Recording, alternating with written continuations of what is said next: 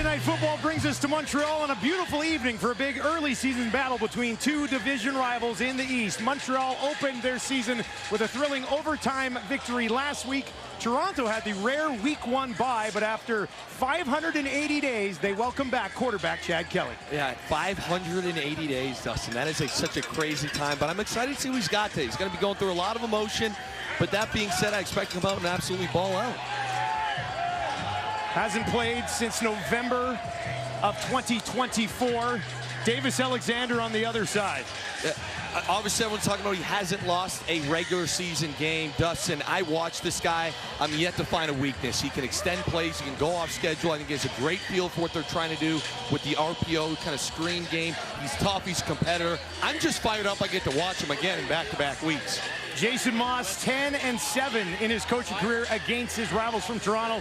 3-0. They swept them last year for the first time since 2011. And Mike Miller, he's been the quarterback coach for the last 4 years. This is his first game as head coach of the Argonauts. It's a sweaty night in the booth.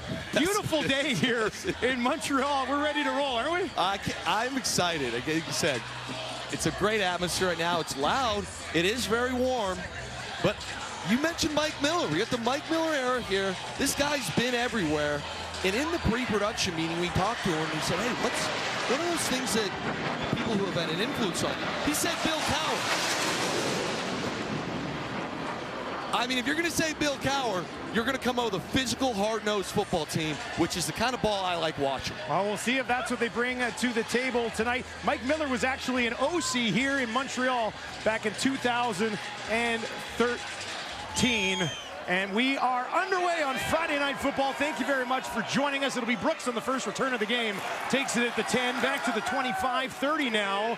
And that is where he'll be stopped in his tracks, smack dab right at the 35. And that'll give us our first look at Davis Alexander tonight. He's gotten for 300 yards in 5 of his last 7 games. Yeah, and last week, the fact that he was able to get 336, a lot of that was off schedule, which again, imagine you're sitting here, you're playing this guy, you play it right, and then he just makes a play after the play. You know, and if he gets going like that, then he can be very, very dangerous. 336 yards, 2 touchdowns in the season opener, 26 of 38. They'll start on their own 35, and they'll start it on the ground. And it's Tice broke 1 tackle, pushing ahead, and a nice pickup on first down. Let's take a look at the Montreal Alouettes offense. Yeah, starting at center today is Saydon. I'm telling you, he's year 5 out of Laval. He's got big shoes to fill. Stepping in for Justin Lawrence. They're going to want to get after this D-line. He's going to be a huge part of that. And we just mentioned Tice. Listen, he got injured last week, had only 2 carries. Expect a very, very heavy workload for him. And I think this is going to be their game plan. Pound the rock, pound the rock, pound the rock. Tice has 1 career touchdown. It was a punt return touchdown. High snap. Alexander takes it down right over the middle. He's got a completion at midfield. And a first down into the hands of Jared Stearns. Had 1 catch last week, and he's got a big one to get him started here tonight. Dustin, this is what I love, and it happens early. If you see this offensive line here, we've got an extra big guy in, so you bring in an extra lineman. You have 2 wide receivers. You're thinking, hey, it's second and short. We're going to run the football. No, we get Stearns coming out of the back. Great play action fake. This is the game they want to play. Show, run, show, run, show, run, and then hit the pass. 22-yard strike to Stearns. Stops in Saskatchewan and Winnipeg. Flea flicker. Back to Alexander. Has time. Way down the field. Got it! What a start! They'll start it with a bang, won't they? It's Philpott, 45 yards. And Montreal opens the scoring. Holy smokes. Are you kidding me right now? Are you kidding me right now? Again, you want to talk about an opening script or having your openers have a flea flicker scripted and then to execute it. Watch this again. You've got your extra lineman. We're bringing everybody deep. Tice with the great flea flicker. And it's a great throw and catch. We get behind the DB, McFadden. Probably a little stop there and go. And just like that, you got 6 on the board, and the crowd's into it. Oh, that gets the crowd into it for sure. What a start to the season for Philpott. Ridiculous catch last week, and completes it here. 2 touchdowns in 2 games. And Maltos Diaz out, and he'll stroke one through. Montreal leads 7-0. About 2 minutes into the opening quarter. Davis Alexander laying one out there. And Phil Potts goes and gets it. Montreal on top. Seasons, he's got 2 already this year. You see him right here, okay? I want you to watch him. He's going to trot off the ball like he's chilling. Oh, it's a backside run. Here he goes. Trot, trot, trot. Got bad eyes on McFadden. He peeked in. He took the cheese. He took the bait. Got him. We get behind. Great throw and catch. Really protected with the throw. It's how it's executed. Tough start to the Mike Miller era. And I'll say this, tougher start for Greg Quick as the defensive coordinator. Clearly, that chess game is started heavily in the favor of the Owls. Early advantage for Montreal as this will be booted away. And Grant lets it bounce, but it stops right at the 1. He's going to have to pick it up, grabs it at the 10. Right up the middle, and will take it just outside the 20 before he's gobbled up by the cover team of the Alouettes. And there he is for the first time since November of 2024. Chad Kelly on the field after missing all of last season. I can't fathom the emotions, you know, just being able to be out here. Being injured for that amount of time is crazy, and it's just, it's lonely. If you're playing professional football and you're injured, it's lonely, let alone for over 500 days. He is 4-1 in 5 games against the Alouettes. And they're going to throw to start, finds Mittal, and Mittal will get the near sideline. Let's take a look at this Toronto offense. Going back to last season, you know, they had some offensive line issues. So what they do, they got Dakota Shepley out of Holy Names High School in Windsor, Ontario. You want toughness, you want grit, you go get an O-lineman from Windsor, Ontario. Okay, and then you just see right off the bat, Mittal, to me, he's their safety blanket. The RPO game, which is what they love doing, he's got a great feel for it, and he's going to have another monster year if he stays healthy. He had 102 catches last year. Kelly to throw here, right over the middle.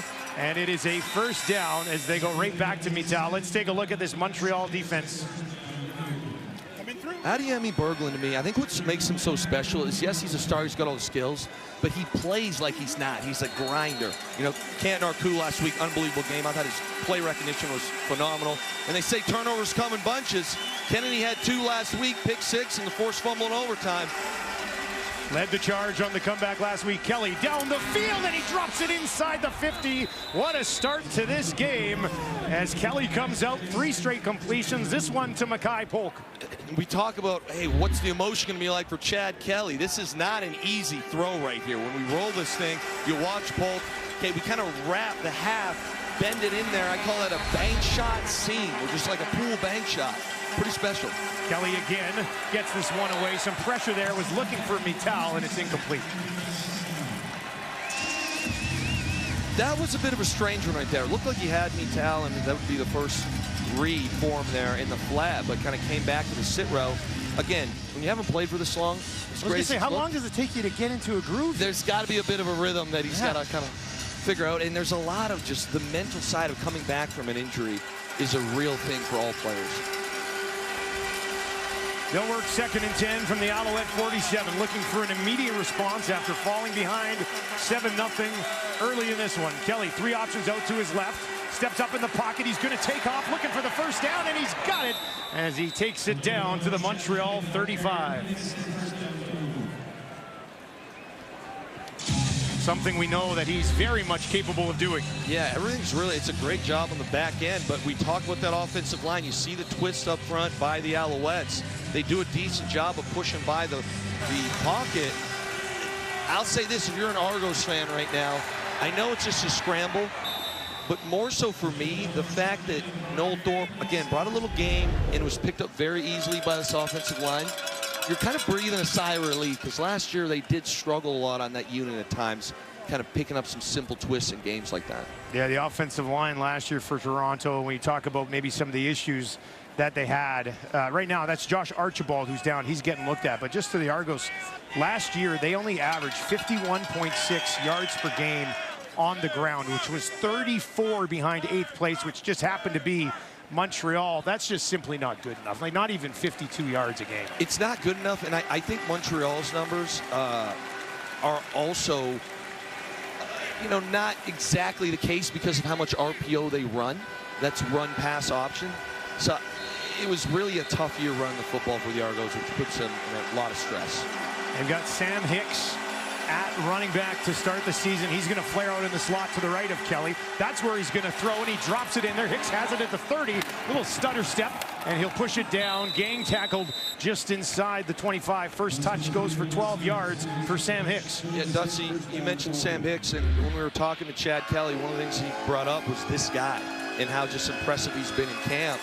I look at this early. Again, you talk about openers, a little speed route there, getting your running back the ball. You love to see it again if you're an Argos fan. And they go right back to him. This time he's going to be wrapped up and taken down. Hicks out of Abilene Christian gets his second touch, first carry of the ball game. Had 14 touchdowns in 14 games back in 2024 at Abilene Christian. Yeah, it's been a long time since I've heard the name of the place Abilene. I did go to college at Rice in Houston, so I remember hearing it there, but I didn't think I'd probably ever hear it again. So I got to thank my guy. He had 6 100-yard games in 2024. Played at 3 different colleges, ended it at Abilene Christian. 2nd and 6 from the 19. Kelly, some pressure now. He's got some room towards the end zone. Broken up. Was looking for Ungerer, and Kabianento there to deny it. This is a tremendous job by the offensive line. Again, we bring 4 guys from the weaker side of the field here. And now all of a sudden, and again, I want you to see how this is all sorted. Okay, watch the O-line as we roll this thing here, and you're going to watch the left side of the screen. You see, 4th guy comes in, and back to Hicks. Great blitz pickup. We had a shot here. I thought if we put it on the front shoulder, it's a touchdown, or we could have ran for it. So I think Chad's going to want that back. But again, talking O-line play here, Dusty, it's a hot start. Aralahu out to put Toronto on the board from 26, and he knocks that one home.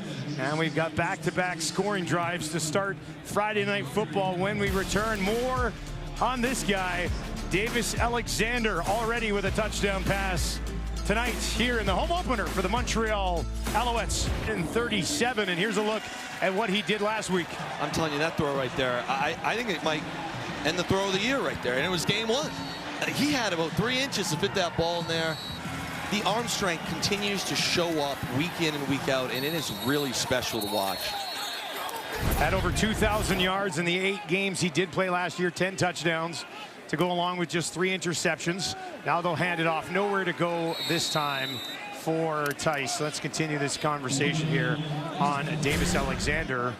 And here is what he has done in the regular season so far. Which of those, I mean, 12-0 is going to stand out, but what else jumps off the page for you? For me, it's different QBs defeated. You know, I know the quarterbacks, they think like that. Hey, I got to get these guys. And outside of the Grey Cup, which is obviously a big one, no one's been able to get this guy. So we'll see if someone can this year. Jason Moss told us he's the ultimate competitor at everything he does.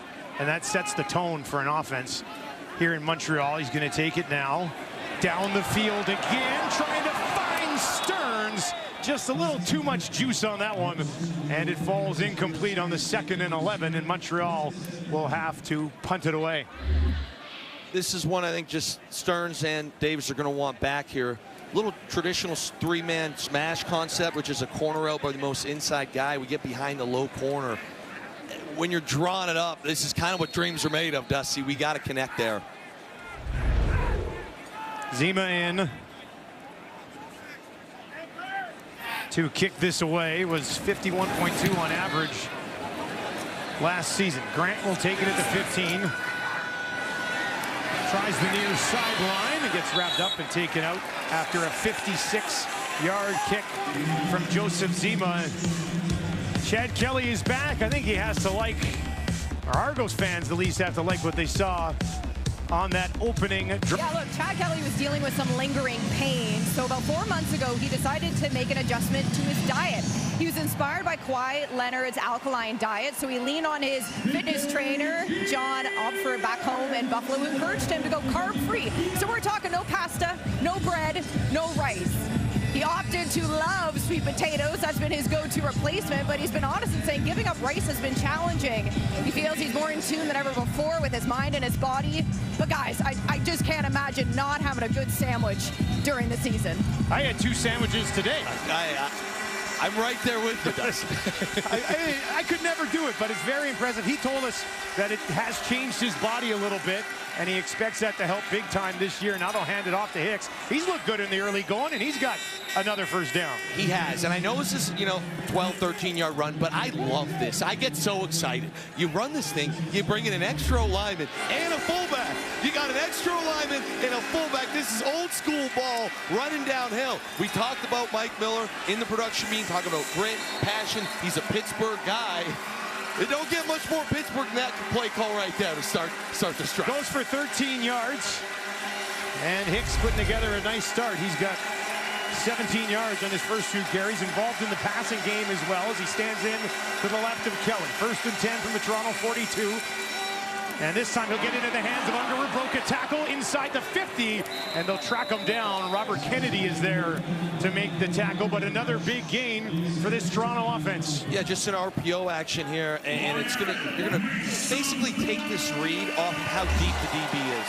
So here you go. You can see the run action here as we roll this ball. It looks like I really like the matchup. It's a one-on-one. We have a cushion. Then Unger does the rest, making a man miss. Right over the middle again, Mittal. And he's hauled down by Boschman just inside the 40. And that is the 3rd catch of the game for Mittal. Dustin, we were talking before the game about, hey, this is a pretty under-the-radar offense right now, speaking of the Argos. And I'll say this, the first drive was 8 plays, 68 yards. It would end in points. And they would have had a touchdown. It was more what the Argos did to themselves, not the Alouettes getting a win. And now they're marching a free will. Again, if you're an Argos fan watching right now, you're pretty fired up. They need a couple more here on the 38. Montreal's going to bring some pressure. Kelly saw it, got it away. And Mackay Polk was not ready for it, and they'll have a little conversation between receiver and quarterback. I'll tell you, I was just singing their praises, and they're obviously not on the same page. You got cover 0 there, which is basically man coverage, and they're blitzing, and it's a great play call. It's a mesh concept, what they call, where the receivers basically cross each other, so someone usually gets picked. That's going to be a tough one to watch, because if you connect there, there's a lot of space to run. So back to work. Haralahu. This will be a 45-yarder. And that one is up, and that is no good. It is wide, and it'll be brought out by Brooks. Brooks trying to find some space. Gets to the 15. And will be wrapped up at the 25. Haralahu comes up empty on that 2nd attempt for the Argos. And on a beautiful night in Montreal, the Alouettes lead 7-3. Yeah, it's been a really fun watch, and I think for both offenses, they probably feel like they've stopped themselves rather than the defense stopping them. Montreal starts here from their own 27. Davis has a ton of time, so he's going to go down the field, trying to find Sneed, and it is broken up neatly by James Caesar. Heck of a play here by Caesar. I like to call this a bit of a gin concept, but basically you have an in. You're going to see this as we go. There's a post over the top, but there's an in breaker. The in breaker's there, so this might be one when you see it here. If we can pause it right here, you're going to see, yes, right underneath we had a in breaker. It's kind of more of a clear out by Sneed, but I like the aggressiveness. I like the aggressiveness by Davis Alexander, kind of early, trying to hit a big one. Yeah, he hit a big one in the flea flicker, and then he's missed 2 other deep shots as well. 2nd and 10 now. Bouncing around the pocket, spins out to his left, looking for somebody down the field. Way down the field, Philpott's there, and he keeps his feet in. 1st down, Montreal. Dustin, so as receivers, you have scramble rules, and Philpott does a tremendous job here because obviously DBs are worried about getting beat deep. So as the play goes, you run your route, and at some point as a receiver, you have to think, okay, it's now comes scramble. So you watch Philpott, he pushes up and then comes back. You can see Stearns underneath do the same thing. So that's the scramble rule. It's basically selling, oh, we're going deep, deep, deep, and you get that ball to the sideline. That is something you would practice on a daily or weekly basis, kind of in routes on air.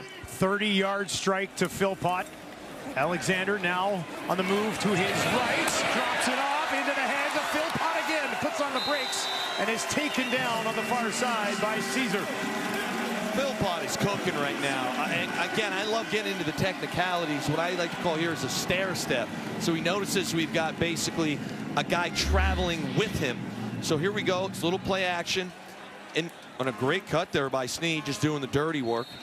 But as you saw Caesar coming across, Philpott basically creates a stair kind of motion. You push up and then break flat for separation. It was, again, unbelievable job. Philpott, 3 catches, 96 yards and a touchdown. There's 2.5 minutes left in the first quarter. What a start. Alexander, far side, drops it in there, just inside the 5. What's the call? Sneed will wait, like the rest of us. The officials will come together, and they're going to say incomplete pass. Oh, this is a slip screen. I've been talking at length about RPOs. When you watch this, you see it right here. There's your screen, and then basically Sneed stalks. Wow, we might need another look at this guy. Dustin, uh-oh. Uh-oh. Looked like some movement there, I think. Sometimes I just don't even know what a catch is. That's pretty close. It was close. It was close. Those two have such great chemistry. Yes. I'm surprised that they didn't complete that one. 2nd and 10. Alexander, look at the time he's got here. Right over the middle. That one in behind Philpott. And it falls incomplete.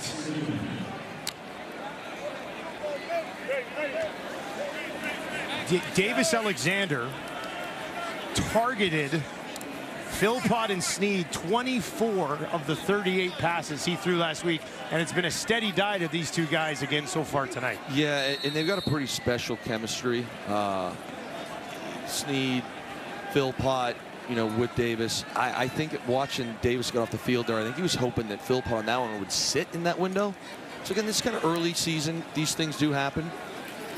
Maltos Diaz puts it up, and he sneaks that one through, and the lead is now 7 for Montreal. And once again, Chad Kelly, first time we've seen him in a long time, and he's put together quite a nice resume through his football career. Whenever you can play in a Sugar Bowl, put some stats out, that's a pretty cool one to put down. That helps a bit? Yeah, I like that. That's a good starting point, I guess. I'd say so. Came in as a rookie, got the job done, and how about this for a start? How about the company? Yeah, if you're also being compared to Doug Flutie, I'd say it's a pretty good thing. That helps early in your career in the CFL to be compared to arguably the greatest to ever do it. It's a nice place to start. Kelly is 6 of 9 for 82 yards. He'll toss it out to Hicks, who cuts it back. And a nice pickup on first. They're doing good things on first down here tonight on the ground, are the Argos. Yeah, and this is, again, a pretty fun one for me. We're talking about early on, just kind of setting the tone, getting physical. They go in a wide receiver bunch to the left and just run a toss. One wide out blocks down, a little pin action. We're in very second and manageable right now. I'm pretty excited at the beginning of the Mike Miller era. Me personally, I'm talking from a personal standpoint. I think Argos fans got to be liking what they're seeing so far. It's only led to 3 points in the first quarter, but new coaching staff. You get Chad Kelly back, fresh running back, and there's another one that's just batted away. Was looking for Coxie, who had not been involved yet in the game, and that one is incomplete. And again, if you're the Argos right now and you're watching this on the sideline on the iPad, you don't really feel like you got beat here. It's more something you did. They brought 6, you know, there were 40 linemen, 2 blitzers. It was picked up tremendously well. You got a one-on-one matchup with Coxie. It's just a throw that we'd like on the front shoulder. Phillip Brooks awaits this kick on his own 15 as Mike Miller watches on. Has worked well with quarterbacks here in Toronto. And he had McLeod Bethel-Thompson, led the league in passing yards. Arbuckle, obviously, a really nice season.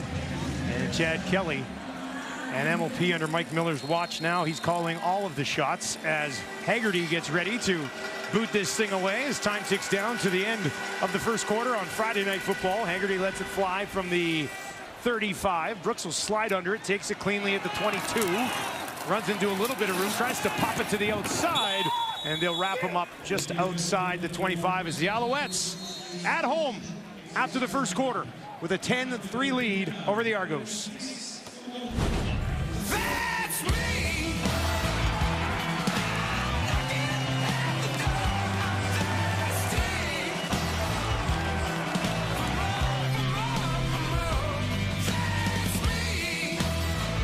Montreal, great crowd here as well. And the Alouettes have the lead through the opening quarter. And, you know, it's going to be a pretty back and forth game. And what we're thinking, every single drive is going to be important the rest of the way in this one. Yeah, and we always talk about how Jason Moss preaches competitiveness. And it's right now where it's like, oh, we're up a little bit. This is when you want that dog to come out and get up that 2 possessions. Okay, the Argos missed a field goal. They've left some points on the board. They've made some mistakes. You have to make them pay.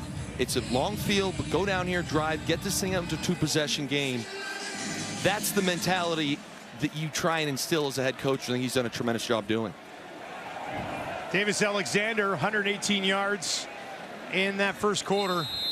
It's on a 472-yard pace. Now Alexander, quick hitter, finds Hollins, and Hollins has a first down for the Alouettes. That's how you start a drive. Yes, it is, and it's just so tough to defend when you watch this. So this is that RPO, they call it Sally game. So hey, we can't hand this ball up, but then it's a snag concept. So what we're reading there is we got a guy going to the flat, and as the defender traces that flat, we just have a sit right behind it. They run that so well, and it's so tough to defend. Shamari Lawrence, who had 63 yards and 8 carries last week, in for this possession. Stands in behind Davis Alexander. Quick hitter out to Stearns. Stearns takes it to the 50. Shamari Lawrence, quite the story last week after a 7-yard pickup for Stearns. And Dutson, what is awesome about this is he's not their second guy. He was last week due to injury, but he's their 3rd string back.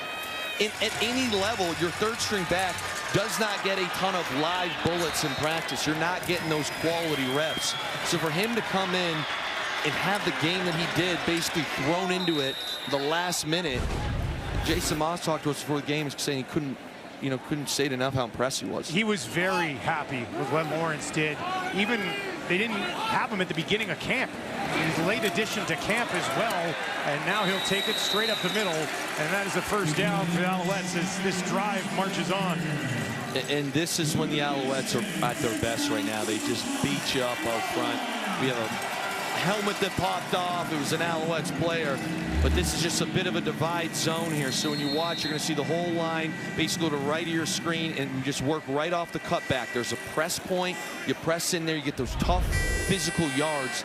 That is the game they want to play. Fresh set of downs from the Argo 54. Alexander finds Sneed. Sneed cuts it back, broke one tackle, now another, and he finds a first down. What an effort from Tyler Sneed. At that time, it probably helps to be 5'7". Yes, it does. That was sweet. You want to talk about making a man miss, and the crowd erupted here in front of us. This is pretty cool. Again, just a quick out here by Sneed. You're going to look at him right here. Okay, here he goes. Comes up, chip, doing some dirty work into the flat. This is, to me, as much as he has the big glaring numbers last year in week 1, when you can take a guy at his size and waggle him in to chip a defensive end and then make guys miss after, it's pretty special. 163 yards and a touchdown last week for Sneed. And now they'll get to Stearns. Let's take a look. Let's flash it back to last week and the game that Sneed put on film. In the understanding, again, hey, we got a little twist motion. You sell, go, stop it in the ground. Hey, I always say, you talk about landmarks. The alley, which is in between the hash and the numbers, he's exactly on it. This was the throw of the year so far. He's right where Davis Alexander wants him to be. These things matter to us, and it shows play after play, week after week. We're really all the way going back to last season. All CFL receiver last year was number 41 in our TSN top 50. Alexander, some pressure coming right up the middle, gets it away, and it's held on to. Hollins was taken down. He wants the first down. This will depend on the spot. It's going to be close, very close. I'll tell you, I believe it's Kongbo here. Watch the middle of the line. It's like the juggernaut. We just push through there, and we flush Davis Alexander. That's a high effort play. It's a great catch at the end of it, and Davis Alexander making a big-time throw getting there. But when you watch that on defense, that scares me. I'm going to stop my defensive talk here for a second. Watch the. This is not what you want to see if you're an Alouettes fan. To one knee on the far sideline. Crum into the game. Short yardage here, probably would have been in anyway. There's a flag that flies. First of the game. Might give you another look if we can on Davis. He's gonna limp back out here. We know he's a warrior. He is a warrior.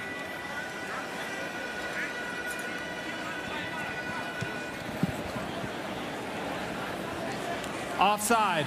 Toronto defensive line. 5-yard penalty that'll result in a first down. Now here's another look at it, Luke. Yeah, and again, Longbow comes through, kind of dips a shoulder in there, gets, oh, hit his head pretty hard. See that? I saw the right hand kind of go, what looked to be the high hamstring, but hopefully it's not that. At this point, I want anything but that for him. Yeah, the league wants a healthy Davis Alexander for the entire season. Now they'll set up a screen. Philpott, ball pops out. The whistle was there, and we'll say he was down as Philpott hauls in another one. We'll keep an eye on Davis Alexander. I feel like he's been walking with a limp most of his career as he tries to play through injury. And we've seen him already kind of extend plays with the legs, and take that away, that would be a big loss. 2nd and 6. And now we're going to get some whistles and a challenge flag. You know what, when we got to look at that, looked like that ball might have been out before Philpott was down, and they are going to challenge this thing as Mike Kelly, in his first game as Argos head coach, is going to challenge that last call, and we'll give you a couple of looks. Toronto is challenging the ruling on the field. They believe that the ball was fumbled and they recovered. We'll review the play. This will be an interesting call. Again, some of these are a bit bang bang.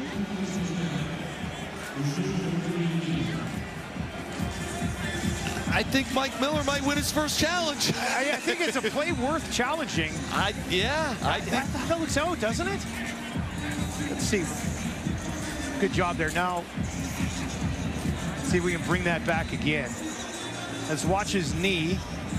No, that ball is out. That ball is out. Yeah, that was a good look at it. The Mike Miller era. 1 for 1 on challenges. Hey, something to build on, right? No question. That should be Argo's ball.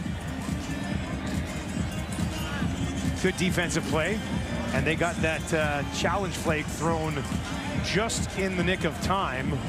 And this could be a big swing with the Alouettes knocking on the door for more points. Let's send it down for the official ruling. After review, the ruling on the field is overturned. Toronto player recovered the ball. It's first down, Toronto. Argos snagged the momentum courtesy a challenge from head coach Mike Kelly. For the Argos, as Benji Franklin knocks this ball out from Philpott. Just helmet on the ball, you know, kind of a right place, right time. Not the greatest tackling technique, I'll be honest, Dusty, but it worked though. You're not going to coach that? Yeah. I say everybody start doing this. They'll hand it off, and it looks, and that it will be the call. Hicks was down, maybe just beyond the original line of scrimmage, and it'll be a 2nd and 9-ish for the Argos. Kelly 6 of 10. 82 yards. Hicks has been involved. That was his 4th carry of the game. He also has 12 yards through the air. Nothing yet for Coxie. When you got a guy like Coxie, you probably want to get him involved here, right? I got a feeling that we might be calling his name real soon. Oh, there he goes. He goes to the top of the screen. He's going to line up out there against Lorenzo Burns. He's been targeted once. It was incomplete. Now they're going to go to Coxie, and he's got it. Perfect timing. And he'll take it just outside the 41. Got a thoroughbred like that, you can only keep him locked up for so long. Really nice throw here. Going to see Coxie right here, obviously. So he's going to kind of push up here, and we got a bit of a scissors concept. You see behind kind of loops, just holds that deeper defender for a split second. Falls on time, well-executed play. 19 yards to Coxie, some pressure from Montreal. Kelly, one-on-one, far side, lays it out there. And it is incomplete. Was looking for Ungerer, defended well by Cabianento. It's a bit of a strange one for me because there was one-on-one coverage across the board, and to me, Coxie is the guy you take that 50-50 shot with. And it's not a shot on Ungerer at all. He's obviously a tremendous receiver. Just with the height of Coxie, I think I would have probably taken that side of the field. But maybe it was something that they saw on film with Ento, but he clearly played extremely well. Ungerer, last year, 653 yards, a couple of touchdowns, had career highs in yards and receptions. 3 out to the right for Kelly, 2 to the left. There's 1 right over the middle. Now he's going to dump it off. Hicks has a ton of room. Hicks is going to take it to the 50, makes a move, stretches ahead, first down. Tackle was made by Lorenzo Burns, but Hicks goes for 12 and moves the sticks. There's a lot of cool things that happen on this play. First and foremost, you bring 5. So you can see this here, 1, 2, 3, 4, 5. We pick this up real easy here. Now all of a sudden, Chad kind of goes through his progression, gets all the way down to his back. Again, great pro up front. The big boys are blocking. But Burns making his tackle. Dustin, that is not an easy thing to do. Tackle a running back in open field. He almost stopped him short of the first down. Hung on to him by a shoe, but Hicks found a way. Now they're going to give it to Hicks again. There was some pressure right in the backfield, but he springs it to the outside, and he's got another first down.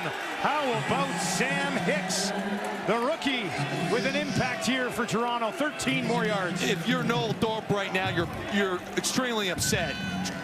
The Argos bust this play. Okay, there's 2 free hitters. You see Beverett right here, and Isaac Adiemi Berglund. I mean, you got those 2 guys untouched in the backfield on a run. You're thinking probably your 2 best defenders. Correct. Are going to get them. Yeah. This has 2nd and 15 written all over it, not 1st and 10. So that's a bit of a tough one right there for the Owls. You give Hicks the credit on that, or the Owls just got to miss the spot? I'd go Owls miss some bad angles. Now they'll get it in the hands of Polk. Spin move. He's going to be wrapped up just inside the 35. But Toronto putting together a pretty good drive midway through the second quarter, trailing by 7. Polk last year, when he came back, he averaged 8.2 targets per game when he came back to Toronto from Atlanta. Kelly down the field, drops it in there. And Polk's got that too, sitting on the 5 for 30 yards. I'll tell you this, if you have Polk on your fantasy team, you're excited. And I'll tell you why, not just because of the catches, it's man coverage. Cover 1, they showed it, it was clear as day. So as you see this, just watch Chad Kelly. He knows exactly what he's doing. He holds the free safety for a set and goes exactly to the matchup he wants. Again, if you're a fantasy guy who has Polk, in man coverage, if he's going to Polk, that's something you want to see. Thousands of fantasy owners of Polk across the country. Maybe even me, who knows? CFL Fantasy, hop on board, it's fun. Here's Kelly, 1st and goal from the 5. Gets it away, was looking for Coxie, and a couple steps behind the ball that time. Chad's going to want that one back a little bit. They did a ton of pre-snap motion because they got everybody, again, locked in man coverage. But these things happen when you don't play football for 500+ days. You're going to have timing issues a little bit. Bingo. So, I think you're probably pretty fired up right now to see Chad Kelly operate because these things are all correctable. Argos offense has had to settle for a couple of field goal attempts, hit one of them. Kelly's going to work again here, 2nd and goal from the Montreal 5. 3 options to his left, looks to his right, throws it to the corner, incomplete through the hands of Mackay Polk, and it'll be 3rd and goal from the 5. This is just going to be an inside slot fade to Polk, so you'll see him here. He's going to push up. It's, again, man coverage, and then as Polk goes, we go to the back of the end zone here. Boom, put your foot in the ground. There's your pressure set. It's a win. You're just a little long on the throw, and you'd also like to catch it. Again, game of inches. There's an inch to jam the Argos right there, and we're settling for a field goal. Yeah, a chip shot field goal, just 12-yarder. Aralahu missed earlier, not going to miss this one. And he knocks it through, and the Argos have left some points on the board, but they only trail by 4 on the road in Montreal. Well, we should not be surprised that it's been a monster first half for Philpott. He's got 102 yards and a touchdown already. How about this catch last week, Luke? I was in the booth with this, Dustin, and like jaw dropped. Lose your mind? I mean, it don't get much better than that. Pin it against the defender's back in a game like that with the magnitude, obviously 2 great teams from the East. Pretty special. Now They'll set up a screen for Sneed. Somehow he escapes and he's got a first down. This guy's unbelievable. How did he do that? He's playing out of his mind right now. And he's fired up. Look at him. John a little bit, letting the boys know. Nothing wrong with that either. Sneaking under guys. Right? He's sneaking under guys. Sneaking under. He's chipped D ends. He's cut D ends. He's making guys miss. What isn't he doing? Little tunnel screen. He's dodging his own alignment.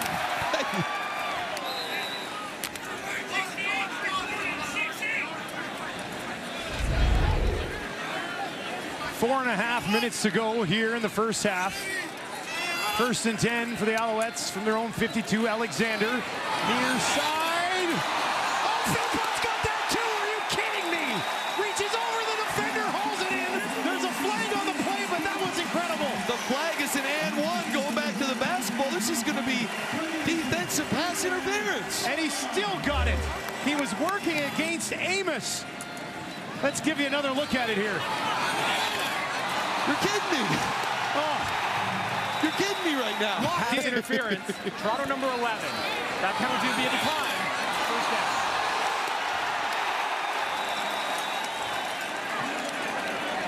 down. Look at this. Right over top. That's got to hurt as a defender to know that he came away with that. Especially because that highlight's going to be played for the rest of the year as well. Davis. What are you going to do? That's a Michael Jordan shrug moment there from Davis. Now they'll go Philpott again this time. They wrap him up and Caesar's able to bring him down. And defensive coordinator for the Argos, Greg Quick, at this point he goes covers zero. They're super soft. When you make a big catch like the one we're watching here, sometimes you get flustered. And again, that's an easy 7 yards. I can't believe we just talked about it.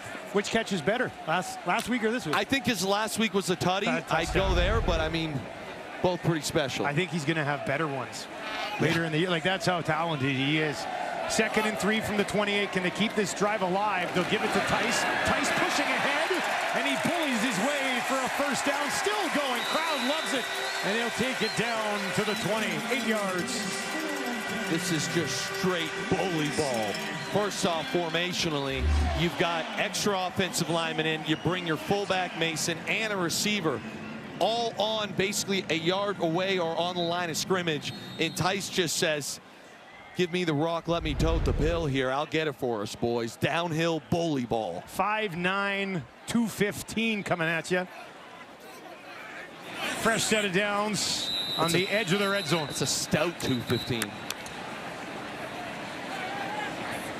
And we've hit 3 minutes, and they'll blow that down here in Montreal. The Alouettes lead 10-6, and it has been a...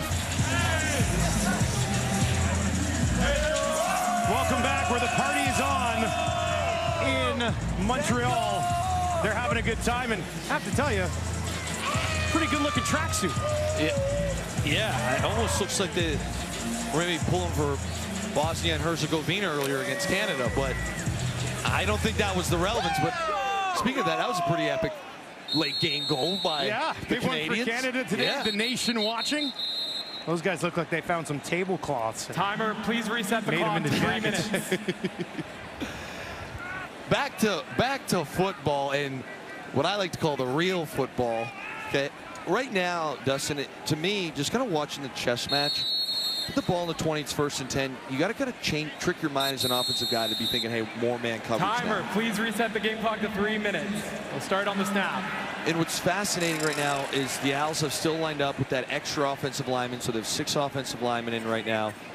And it does look like it's going to become man. We'll see when they officially get lined up, and a fullback. So this could be one of those moments where we fake the run and get a nice one-on-one man matchup, but we'll see. Tice stands in behind Davis Alexander. They do give it to him, and Tice is going to try to find a little bit of space, pushing through. They'll hang on and stop him just short of the first down, but he goes for 8 more on the play. Why fake the run like I'm saying we can just pick up 8 like that? Again, we talk about bully ball. Look at the push. Okay, we got a nice press point. We're breaking all sorts of arm tackles. When I say press point, what Tice is doing a good job right now is pushing into the line of scrimmage to get the defense to collapse towards one area. Then he makes that cut, whether it's a jump cut, foot in the ground, kind of pressure step. he's done a really nice job when he's got the ball in his hands. Second and a couple from the Toronto 12. Davis, pressure, trying to escape, flips it ahead, and they'll push it inside the 10. That'll be enough for the first down as he finds his fullback, Jacob Mason. This is unbelievable. This should have been a TFL. I don't know if it's a called play action or why we didn't hand it off, or if it's just an RPO. If this stands, it'll be unbelievable. I can't believe he was able to get a completion on a first down. I think they're going to rule him down. The quarterback was down at the 14-yard line. It's third down. Still a spectacular effort. And I know he makes it look easy. Yeah, he's down there. You want to talk about athleticism, Dustin? We got extremely large, athletic, fast. Timer, please reset the game clock to 2:33. Individuals buzzing by your head, and you're doing pirouettes back there and flipping the ball for a first down.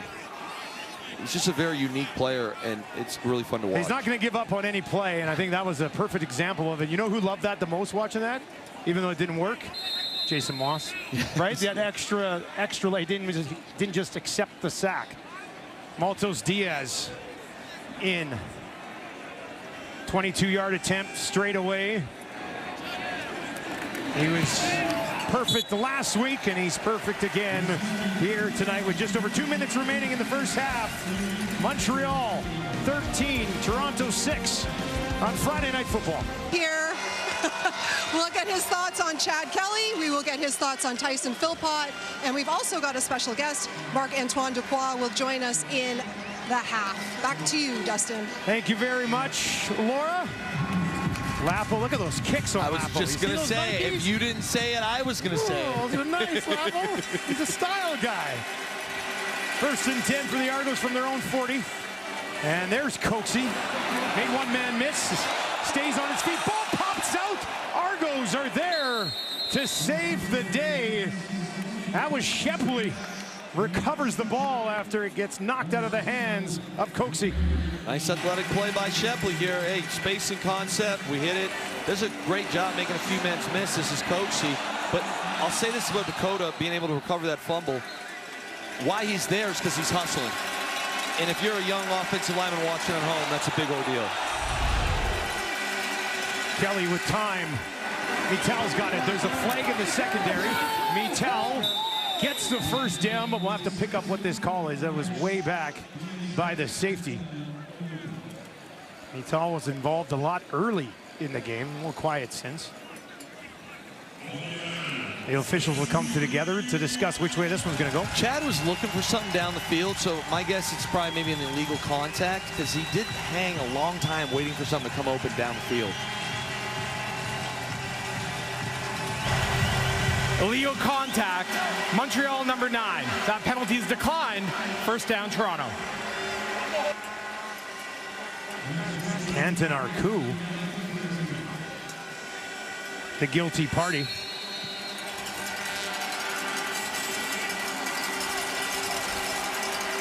First down for the Argos, late in the half. They'll work from their own 52, creeping towards midfield. 3 options out to the right. For Kelly, pressure coming, heaves it up, Polk waiting for it, and it's knocked away. Oh, he had it, and Burns came across and knocked it loose. It looked like Polk was just waiting for that ball to arrive. And he was waiting, but Chad executes this to perfection because he's high. When you see this here, I want you to look right here. Okay, Sutton comes, Chad knows if he's coming, that means I just get the ball to a spot, let my receiver run under it. Polk, there you go, little eye inside, kind of pressure step. We're there. Love to make that play. Again, I know what you're saying, Dustin, but that is how the quarterbacks are taught. If we got a shot, first pressure like that, just get high to a spot and let my receiver go run under it. Good play by Burns, though. Great play by Burns. Alouettes send for Kelly down the field again. This time a rocket, and it's hauled in. What a play, going up and getting it for his first catch in the Canadian Football League. Tyler Cowan. And this is a special job here. So we just have a seam route, basically. Okay, kind of up. We're going to have landmarks versus zone. So nothing crazy. Again, we want to, so we slip inside. I call it the alley, which is in between the numbers and hash. It's a great high point. but Chad Kelly manipulated that defense. Looked left, pulled the safety over, knew exactly where he wanted to go. That was a pre-snap determination. First touch of the night for Common. Now here's Kelly. Gets it away again. There's a flag on the far side, just outside the 10. Just under a minute and a half left. Here's the call. We'll go on 5. Offside. Montreal number 9. 5-yard penalty. Repeat first down. Let's take another look at that spectacular catch from Tyler Common. Common climbs the ladder here. I mean, it don't get much better than that. I'll be honest with you. Contested, deep down the field. He holds every single record at Emporia State. Emporia That's where State. he went to school. I looked it up. It's in Kansas. It's legendary. First and 5. Kelly gets it away. Spin move, end zone, touchdown! Ungerer's got his first of the year. And the Argos are in the end zone for the first time tonight. This is great execution here, but Ungerer being able to make a man miss, to me, is what is the most special part of this play. So I have to call this a now route, but we get man coverage, and you got a 3-receiver side where Ungerer is. And basically you get presence. So here you go. Chad's just going to turn and rip this bad boy, and it's right on the dot. So you see Chad, quick drop, boom, quick game, balls. But this right here is special.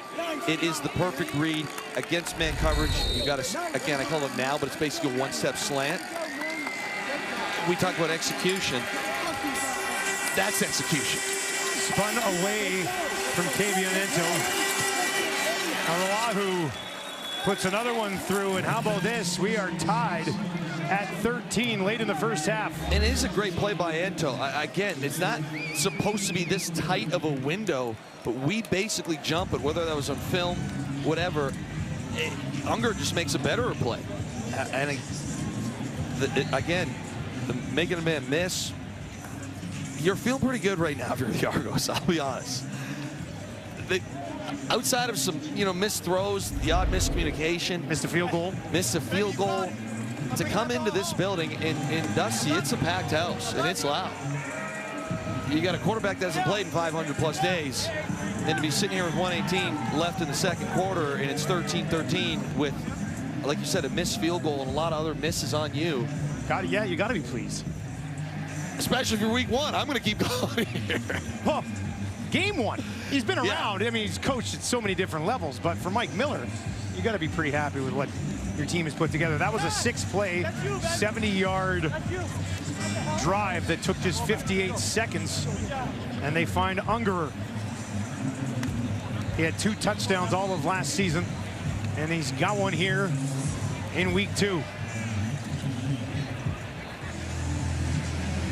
We'll see with 1:18 seconds on the clock. Maybe a return to give them good field position, but Davis Alexander hasn't been shy of going deep down the field so far tonight.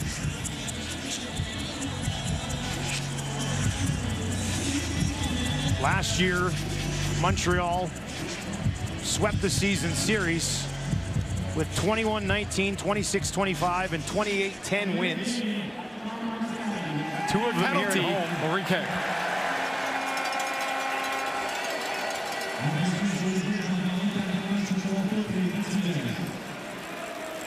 Delay of game penalty called. Arauahu had 2 35-second play clocks under the new rules to get that ball kicked off, and he used up all 70 seconds, if my math is correct. It's good math. Thanks, man. Quick math. I did it on my phone.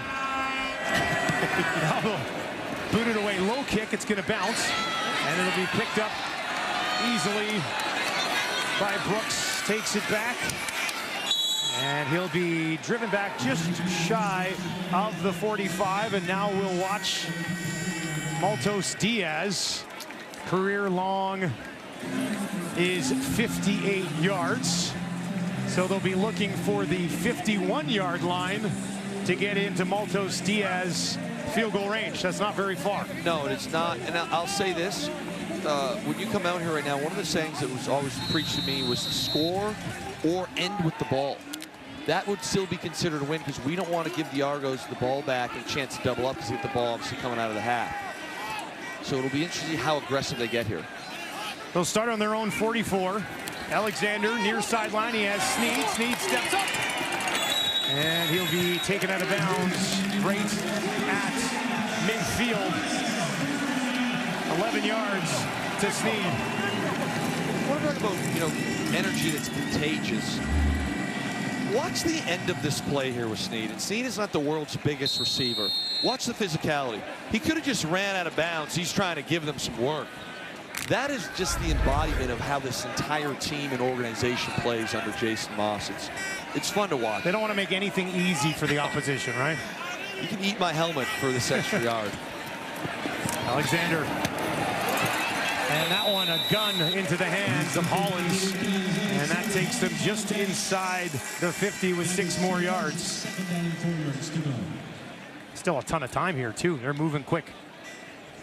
And again, we talked about scoring or end with the ball. When we're moving this quick, you know, like foot's on the gas, you would assume they're trying to get a touchdown. You're thinking touchdown now, yeah. Yeah, and again, it's just kind of that cat and mouse. It depends on your style as a coach, kind of how the game flow's going, but they're certainly rolling right now.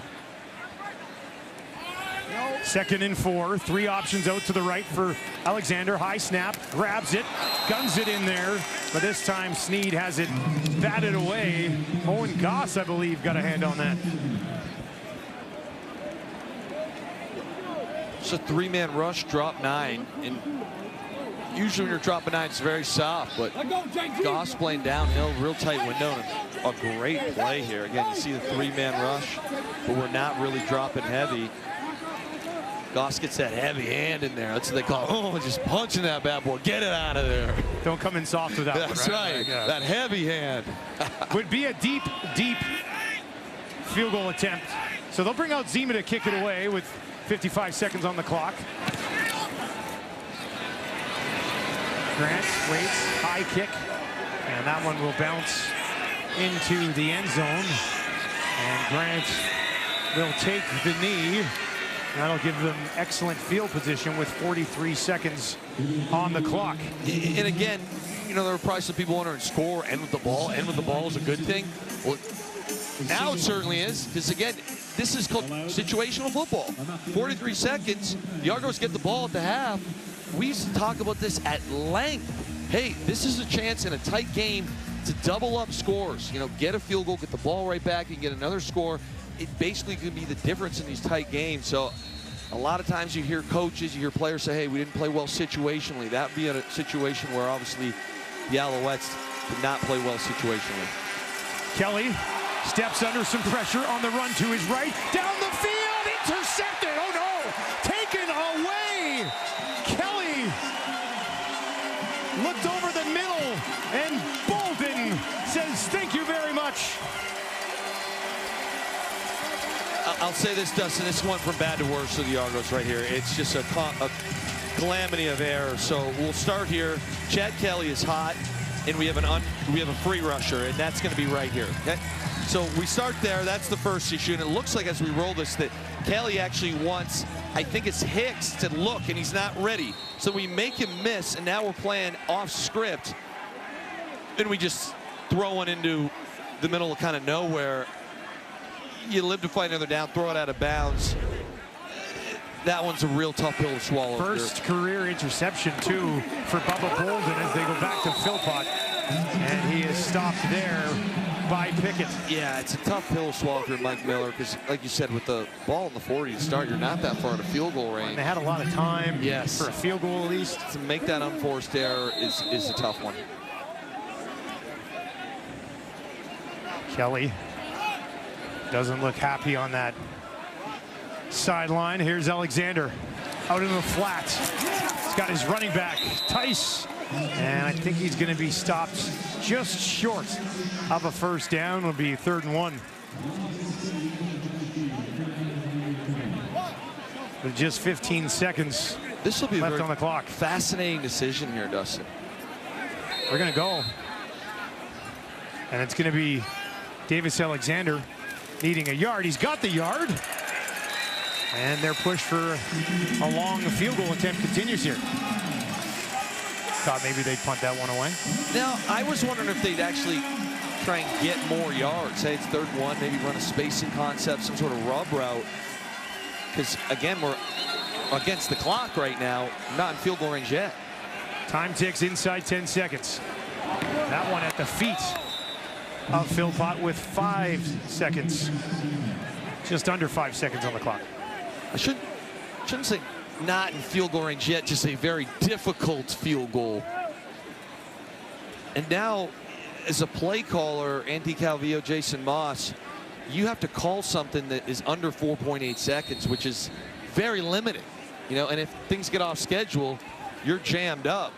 You know, hey, great, we got a 20-yard completion, but we're jammed here. Took too much time. Just throw the old flea flicker again. Let's hit a touchdown earlier in the game. Take your shot. I like that. Every time. 1 for 1. Alexander misses Hollins on the far side. Just a second on the clock. And he looks a little frustrated. Both quarterbacks very animated so far in this game. Both guys have actually thrown for over 200 yards. They're both on pace for about 430, 440 yards. And they've moved the ball well through the air in this first half. Now, Maltos Diaz had come out onto the field, and he turns around and runs back off. And Zima will kick it away as time will tick down. Got that from you? Drag this stuff out. Janarian Grant waits as Zima drills this one low.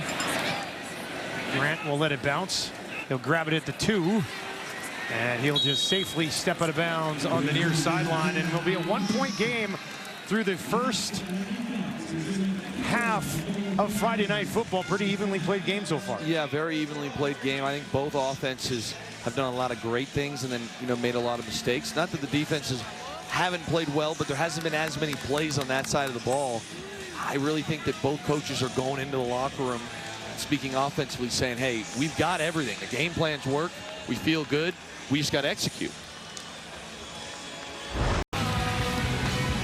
Just a beautiful Friday night in Montreal, and what else would you expect from the Argos and Owls but a tight one? 14-13 Montreal leads. Kensley Lalonde standing by with Sam Hicks of the Argos. Well, Sam, your first CFL game. I mean, you've already shown to be so reliable. What do you make of your first half of CFL football? First, I want to thank God, my Lord, Savior, Jesus Christ, for even getting me in this point. But being reliable, that's my job. I'm just doing my job, using the gift that God has given me. Honestly, that's all, really. That's your all. Offense showed some momentum towards the end of that half. How do you guys find some more consistent drives here in the second? It looks like a machine. Once we get the offense rolling, we can't be stopped. That's all we do. Once we get the offense rolling, we be good. Honestly, that's all. Best of luck. Thank you. Second half is underway, and we'll start it with Janarian Grant with some speed. Finds a little bit of room and pushes this one all the way back out to the 40, and that is where Chad Kelly had an excellent first half. 14-23, 200. Both these quarterbacks on pace for 400 passing yards tonight. He's at 216, touchdown. Had the interception, and they left some out there, didn't they? They did, and that's what's encouraging. And I'll say this, you know, we talked about it a bit last week. This league has some very high-end quarterbacks this season, especially if they stay healthy, and we are seeing 2 guys right now absolutely dueling it out. That's the key. Stay healthy. Isaiah Smith in the game and running back. This time they'll give it to Mittal, and Mittal will push it ahead. And a decent enough pickup on first down opens things up as far as the playbook goes on second and mid. Yeah, Dustin, I always find it fascinating because at halftime it's a bit frantic in the locker rooms. Okay, yeah, you're maybe getting a Gatorade, getting something like that, but your coaches are meeting first while you're getting taped or whatever, and it's like, hey, here's the game plan going forward. So I'd love to kind of see, obviously in that first one, what do we think we can do? According to the Argos right now, we think we can bully them around. 7 for 11 on second down tonight. Some pressure coming from the Alouettes. Kelly with a flag on the field, sends it down, drops it in to the 20, to the 10, breaks the tackle, end zone, touchdown Toronto. Mittal's got it. Flags do sit back by the quarterback, but a big strike from Kelly to Kevin Mittal. And this will count for sure. It's an offside by Montreal, and it's cover 0, and it's the Offside. perfectly. Montreal number 32. That penalty is declined. Result of the play is a touchdown. This is the perfectly executed play. You get him in cover zero, you make him pay. Cover zero, you have no safety help over the top. Okay, and watch Chad. He sees it, he goes back, he goes right to his winner, and he is hot. I know it looks like there's a free hitter. He's got to kind of take depth in his drop and deliver the ball. You mentioned 400 yards, that certainly helps. 63 more on that play to start the half. I mean, the game started with a bang, and now the second half does as well, as Mital now up to 97 yards and a touchdown. Toronto leads by 6. When we watch Mital here, so I'm going to circle him, he's right here, okay? And he's basically going to run a seam, but it's not over the top. So as we go this thing, we twist. See how that nod right there? That's what we said. When you see cover zero is inside leverage because there's no safety help in the middle of the field. So the coaching point as a receiver is to nod inside and go over the top. And Chad needs to put air into the ball. Here it goes. See that, what we call a 3-ball. I know I'm getting a little technical, getting in the minutia, but the 3-ball has more arc under it. Mital executes awesome. The nod over the top, boom, push him inside, threaten his leverage, go over the top. Chad puts the ball in the money with some air under so we can run under it. And just like that, we start this half with a heater. And I couldn't be more fired up because I love offensive football. Oh, as a play-by-play guy, I love offensive football as well. And this, I think this half's going to be incredible. And to be honest with you, if I could just keep going, I stand when defensive coordinators think they can get away with cover zero. And right now, they certainly got Noel Thorpe there playing cover zero, saying, we got an answer for that, boss man. Got to make them pay in the cover zero. Now the kick, low, driving one, bounces in. Brooks has it. He's going to try to stretch the field on the far side. All the way over, cuts it back at the 30, and they'll wrap him up right around the 35. And now Davis Alexander comes out to start the half, and he's trailing by 6. Good first half as well, though. 236 yards, touchdown, 17-24. We expected a good game from the quarterbacks coming into this one. We talked about it a lot pregame, and it's living up to the hype for sure. It absolutely is, and again, it's loud in here right now. The sun has set. Montreal has got a gorgeous night. We got a little Quebec versus Ontario vibe going. Davis Alexander potentially going to lose his first regular season game. I'm jazzed right now. They found a way to come back big time last week, trailing by 6 here. They'll give it to Tice. Tice to the 40.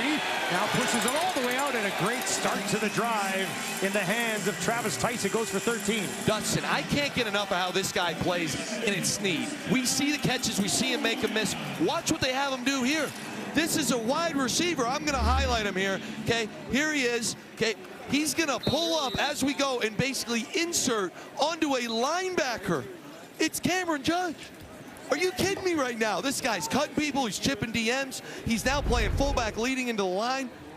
I love the way this guy plays football. 5'7", 187, doesn't matter, makes the play there. Here's Tice, he's gonna push it ahead. There's a flag way back in the secondary. But if you're gonna play for Jason Moss, doesn't matter how big you are, you've got to make plays that Tyler Sneed makes when he doesn't have the ball, right? You said it, and I'm telling you, when holding, Montreal number 38, 10-yard penalty, repeat first down. When one guy does it, especially a guy like Sneed, who's a bit undersized to be pulling to linebackers, it's so contagious because you got to sit there if you're on this offensive field as a player and be like, if Sneed, who's one of our best receivers, is doing that, I better make sure I'm buttoned up and physical and tough and showing the effort that you're getting from one of your leaders.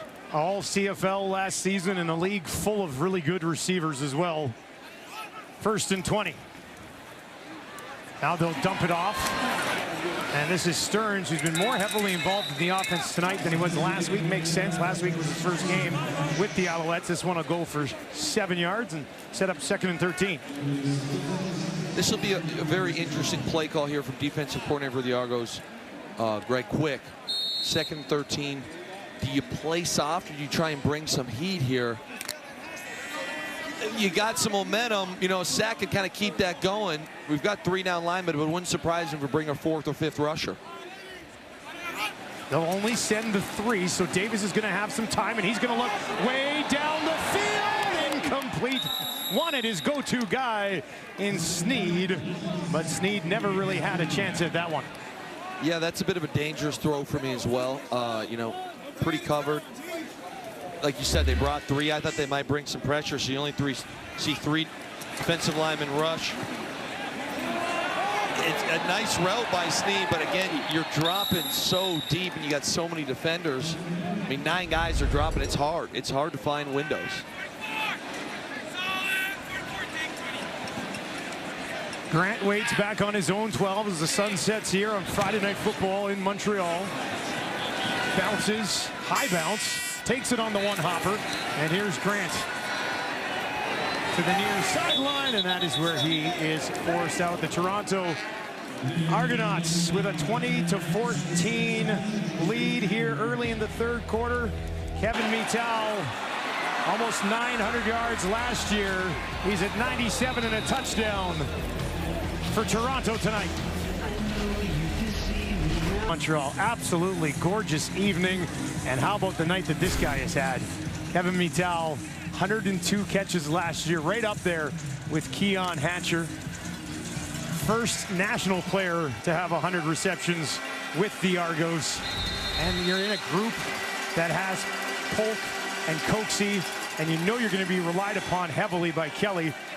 They'll hand it off here, and it's pushed ahead for a positive pickup, but you need guys like Mittal. I always think Nick Dembski is a comparison. Similar body types. Yes. And Dembski can do a little bit of everything. They handed the ball off to Mittal tonight, which they've done with Nick in Winnipeg. That's who he reminds me of. And that's the thing, he's such a matchup nightmare, because when you've got that guy who's a bigger frame, can do all the underneath stuff, but then as we just saw, against cover 0, can burn you. You just don't know who to put on him. 2nd and 7 after 3 for Hicks. Kelly hangs in the pocket. Now he's in trouble, and they're finally going to get to him and take him down. Canton Arcu, there's a flag, though, right after he threw him down. And I'm thinking the slam was too much, Luke? I'm guessing that might be it. Love to see the O-line got after him a little bit here. I think roughing the passer. Montreal number 9. 15-yard penalty, automatic first down. It's a great, honestly, I'd call it a coverage sack, Dustin, because you watch this here. We do have time. They run a mesh. It's just 5 guys. The O-line does a good job, and it's Hicks, you know, that's standing in there. Oh, I think it's a little shove at the end that might have got him.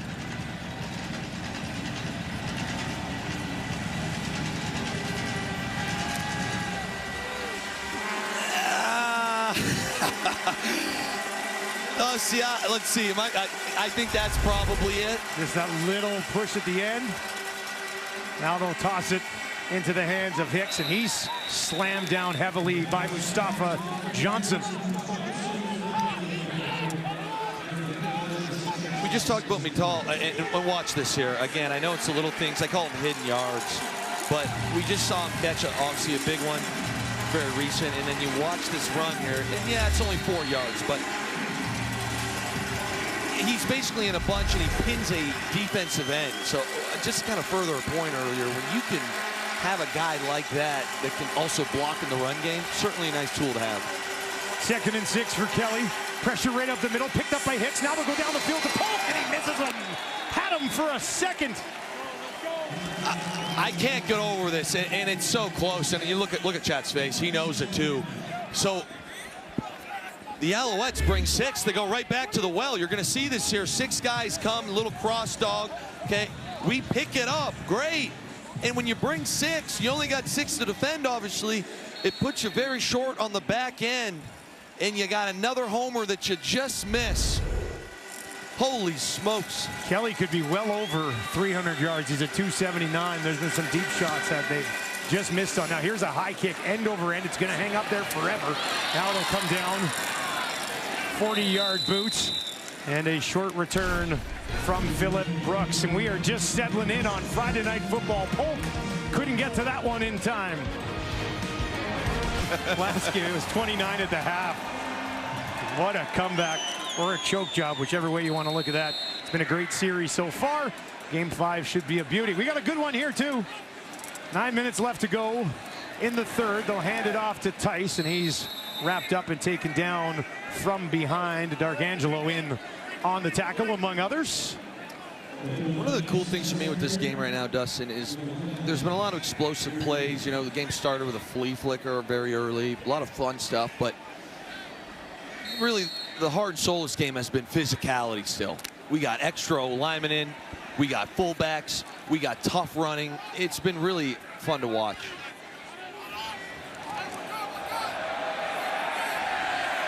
Alouettes wanted a jump on the far side of the line by Chatfield. Now they're going to run a draw to Tice. And he's going to push it ahead to about the 30, but that will not be enough, and they'll be forced to kick it away here in the third quarter. Looked like they got rattled after the flag wasn't thrown. They did, and I'll say this, there's been a lot of chatter on the online communities about how the Argos are going to be terrible this year. It's very early. We haven't even finished the game. The Argos look like an absolute wagon right now. Well, it was funny. I don't know if we were on the call earlier in the week or somebody else said it to me. But, yeah, I think it was on one of our calls that there's no easy game in the CFL this year. Like, there's a lot of really good teams. And the Argos, who might have been viewed by some as maybe being one of those, certainly look like that will not be the case. Here's Grant. This guy's dangerous, and he's got some room. Hangs onto the ball, broken tackle, still going. Janarian Grant to the 30, cuts it back inside, and he's taken down. Oh, a touchdown saver from Jonathan Sutherland. Grant almost got one in his first game of the year. 55 yards. They're playing well in defense, offense, and now special teams. Special teams will help. This guy, one of the most dangerous ever to do it. 13 career return touchdowns. They just stopped him this time. It looks like it's going to be a penalty because you're not allowed to block back. You're not allowed to block back. Watch him now turn his body and throw his hands in the air. And now, because he's got the back turned, the ref doesn't call that a block from behind or a crackback. So you see, we're asking for it. It's a smart play from an 8-year vet that pops that bad boy and sets him in great field position. Here's Mittal again. And they'll wrap him up this time. But that, I mean, great return. That block was a huge part of it. And now the Argos are knocking right on the door here again. The Argos are knocking right on the door again. Judge with the veteran play there. That is how they teach it. I'm telling you, that's the new world. But this right here, I thought was going to go. What a tremendous, tremendous tackle and play to just shoot the gap. There's, you know, the Alouettes aren't going to quit. Don Callis on the tackle. Here's Kelly with time over the middle. Looked like that ball might have been deflected, but it's in and out of the hands of Common. And it'll be a field goal attempt for Haralahu. It's going to haunt them. And I keep saying this, and I feel like you're letting the Alouettes hang around. This is an easy, I call this a bunny. It's a perfect play call. They have a bit of, I don't like calling them pick plays, but a rub route, just the concept gives you that separation. It's an easy pitch and catch, and we're settling for 3. We've seen what happens when you let the Alouettes hang around. Just last week, had the big comeback on the road to win. Haralahu puts that one up, and he misses it. Oh, he missed it. That's his second miss of the night. There's 6 more points total that could have been on the board for the Argos. I'm sick to my stomach right now. I don't know how this one happens. Obviously a great kicker. Here's a look at the hold. Oh, laces out. Don't give me an Ace Ventura reference here, Dustin. Laces out. That's got to be it. I'd say something about Dan Marino, but that line goes too far for Friday Night Football. Laces out. Yeah. What a sports nut, huh? First and 10 at the Montreal 40. Alexander goes to Philpott, made one man miss. It's wrapped up by the second, and that is a short pickup on first down. Philpott's 8th catch of the game. Yeah, so they actually were trying to take a shot here. So this was a slip screen, and this is where I call them hidden yards. This play should have been dead in the water, potentially a sack, because they're not actually trying to throw the short one to Philpott. But Davis Alexander has, you know, the composure to be like, okay, it's not there. Let's take 1 yard, 2 yards, and live another play. Davis is 18 of 26, 243 yards and a touchdown, but trails by 6 here at home. Three options out to his left, including Sneed.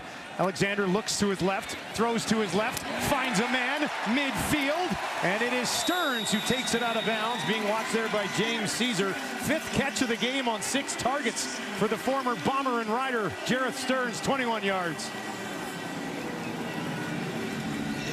And Dustin, we talk about, you know, Coach Moss, and he talks about, hey, intensity and competition and effort. And to me, those habits show up now. You know, you haven't had the smoothest game you want. You've only scored 14 points. You're losing. Team you thought you'd kind of absolutely smoke. You've got to be able to bear down and make plays. Fresh set of downs on the 47. Deep drop for Alexander. All the time in the world. Looking down the field. Now he's going to roll all the way. End zone! Oh, no! Had Sneed. Went off his shoulder. Incomplete. He got it behind the defense and couldn't hang on. This is a tough one. You want to see a monster throw. Let's just appreciate this. So obviously this is an off-schedule throw. Okay, it's great protection, great job by the line. He points. He makes it look easy here. Look how far this ball is thrown. Oh, and it's one that, you know, Sneed comes up with 9 times out of 10. He usually gets that one, doesn't he? Yeah, that's going to be a tough one more on film. 2nd and 10. Now they'll give it to Tice. He's got some blockers in front of him. He has a first down and more. They'll get him to the 25. What a great bounce back from the Montreal offense here after that big miss. Yeah, sweet play call, too. You got everyone to the right, and you got a little running back kind of swing screen to the left. But what I like is the Bulls on parade. That's what I like when you get the big boys out front. So I'm just going to circle some of these big boys here and watch the Bulls on parade. So here we go. Ball comes. We take a little set, kind of lose on purpose, and here they go. Here they go. Let's go, big boys. We're running. We're trying to collect some bodies. Oh, let's go. Downhill football. I like it. That guy loves it, too. Anthony Calvillo, one of the best to ever do it at the quarterback position. Calling the plays for Montreal. Alexander, end zone, broken up, was looking for Philpott. And I think it was Benji Franklin who made the play. Dustin, going back a few moments ago, I talked about cover 0, putting air under the ball. So this is cover 0 again, and we actually went inside in this with no safety help. I get we're trying to shoot it, but we can get air under that ball. Philpott's going to have a layup for a touchdown. No safety anywhere in the middle of the field to help out. Great play by Franklin to get a hand on it. 4 options out to the right for Davis. That's where he's going to look. That's where he's going to go. Heads up. Big pop at the 5. Stearns is going to be okay. But they caught him on that one. Safety, Priester. Got a piece of them. Got all of them.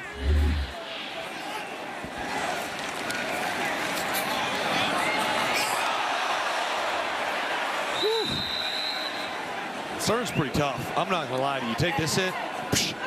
Got him. I think it's a clean hit. I mean, what do I know? What do I know? What is and what isn't a clean hit these days? But good, strong, hard hit.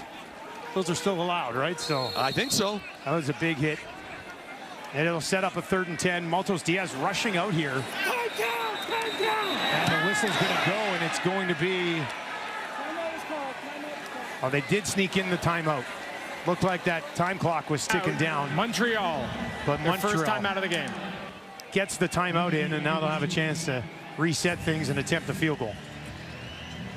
You know what? Tyler Sneed told us that Stearns reminds him of himself this week. You know, not a big guy, but will go to the hard areas, do the hard things.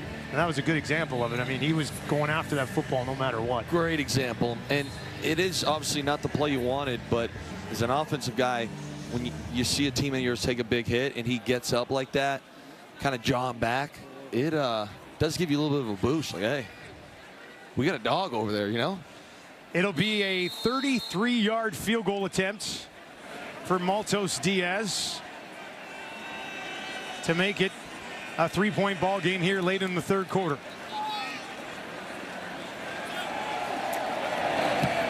That hold looks good. It's put home by one of the steadiest in the league, and we've got a three-point game. We're going to have more on Jeffrey Canton-Arcou with Kenzie Lalonde when we return to Friday Night Football. For province's home pro football team, and he wants to help the next generation get there. So he started GCA Academy, which is offered a camp in his hometown of Lévis, Quebec. He runs it out of Onco Stadium, just steps from his childhood home. It's for kids aged 13 to 17, and he offers it during their March break because he wants to help offer football resources during the off-season. It's something he didn't have growing up. Of course, the guys this year came around to help him out. Alexander, Philpott, Adiemi Berglund, you name them. Coach Byron Archibald there as well. So the whole team rallying behind the hometown talent to help the next generation. Very cool story. And hopefully helping develop the next generation of CFL football players as Kelly finds Ungerer and big shoes to fill for Canton-Arcou this year as Sankey moves on to the Lions, but he's certainly capable of it. Yeah, I was thoroughly impressed last week with the way he played. Just the ability against Hamilton, the recognition, played downhill, really understood what he was asked to do. Again, it's not an easy defense to play in. I'm sure they're very excited about his future here. 8 tackles, one of them for a loss last week. Now they'll give it to Hicks. Flip it over. Back to Kelly. Pressure coming. Hit as he throws. Down the field. Incomplete. As the Argos try some trickery. A flag sits at the 15. Dustin, this is a dangerous throw here. You got a 3-point lead. I get that you call the trick and you want to take the shot and you're about to take a hit, but the Argos are very fortunate this was not another interception. We have offensive pass interference. Toronto number 10. It's a 10-yard penalty. Repeat first down. All right, so Mittal gets flagged down the field. Here's another look at it. So you have the extra tight end and a fullback. We look like we're in a wide zone to the right. We reverse it. And this is what I mean by, I'm not sure there's a 10-yard.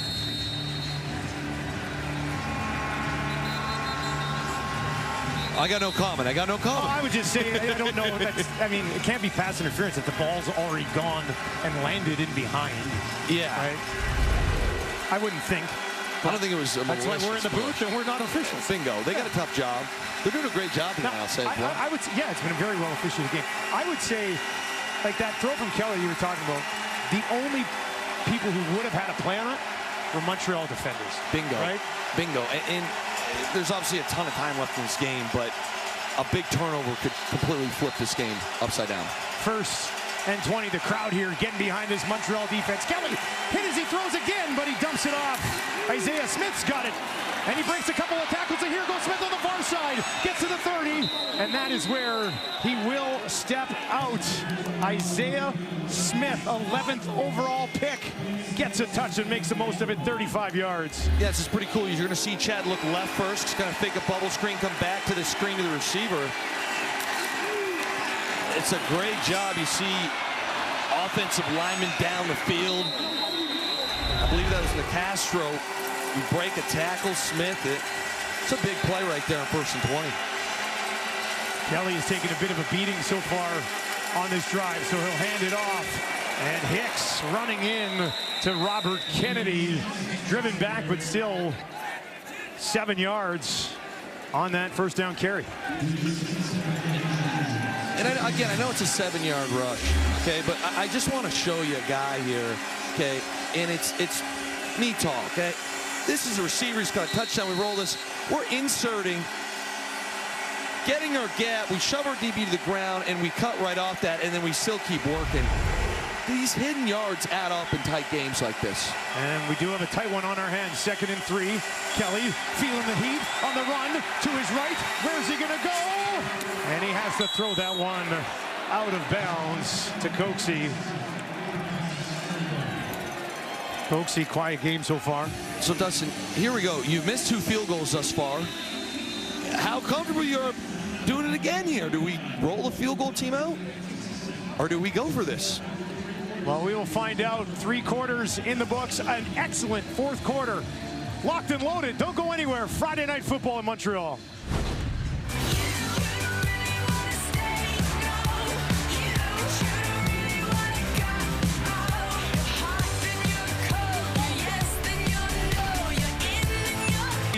as we head into the fourth quarter. Look at the passing yards in this game. Chad Kelly's already over 300 yards. That's the 9th time in his career that he's done that. Davis is going to get there as well.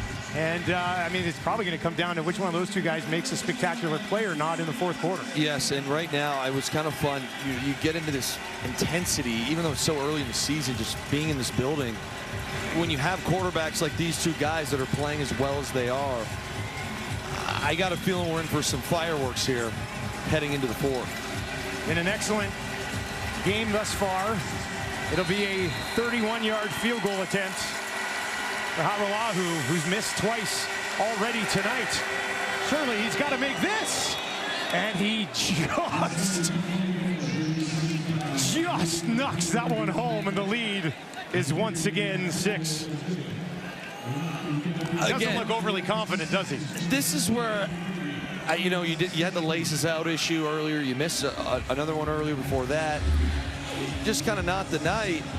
I would have seriously considered going for that because your offense has done really well, as has your defense at times. You know, worst case scenario, you're making them drive a long field.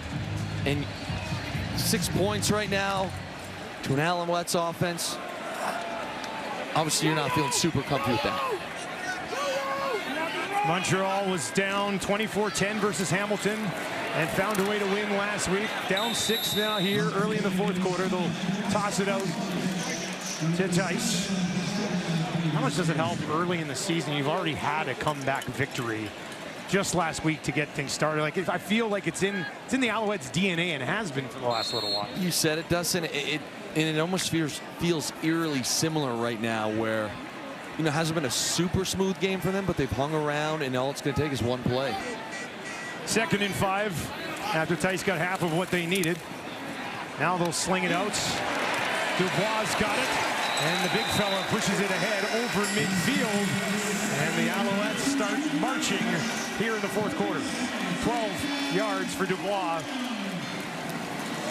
in his first year with Montreal. Nice little, again, run pass option. Yo flank with Dubois. This is kind of, again, this is the game they like playing. And then all of a sudden at some point they go deep, and it looks like the Argos bringing heat here.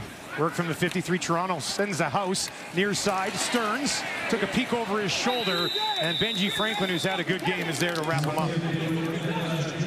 That was another cover 0 look. The cover 0s are flying off the play sheet for both D coordinators right now. Obviously, there's a lot of familiarity with Noel Thorpe and Greg Quick. Heck of a tackle, because if you miss a tackle, that's the next thing about playing cover 0. If you miss the tackle, there's no one behind you.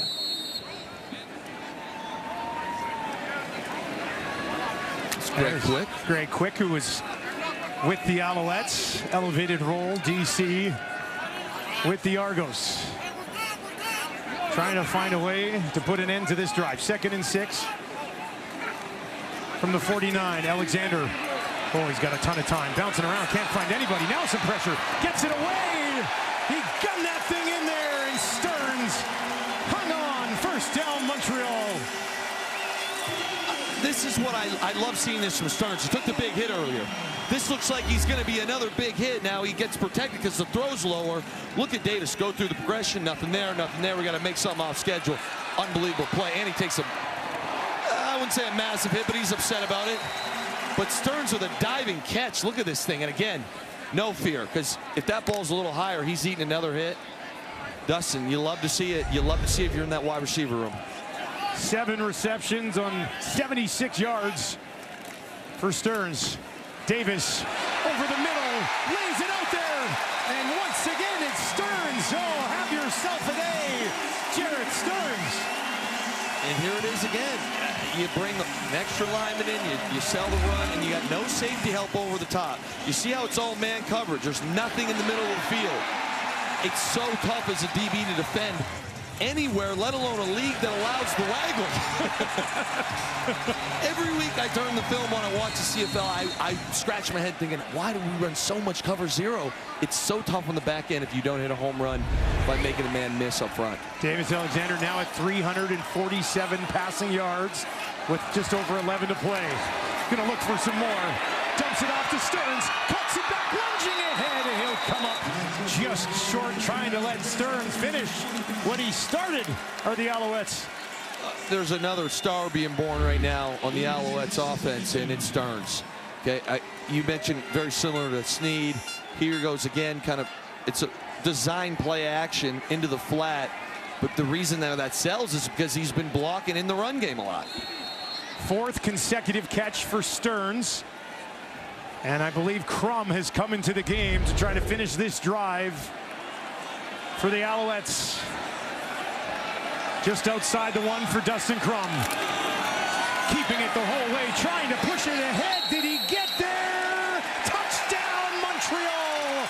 And we're tied at 23.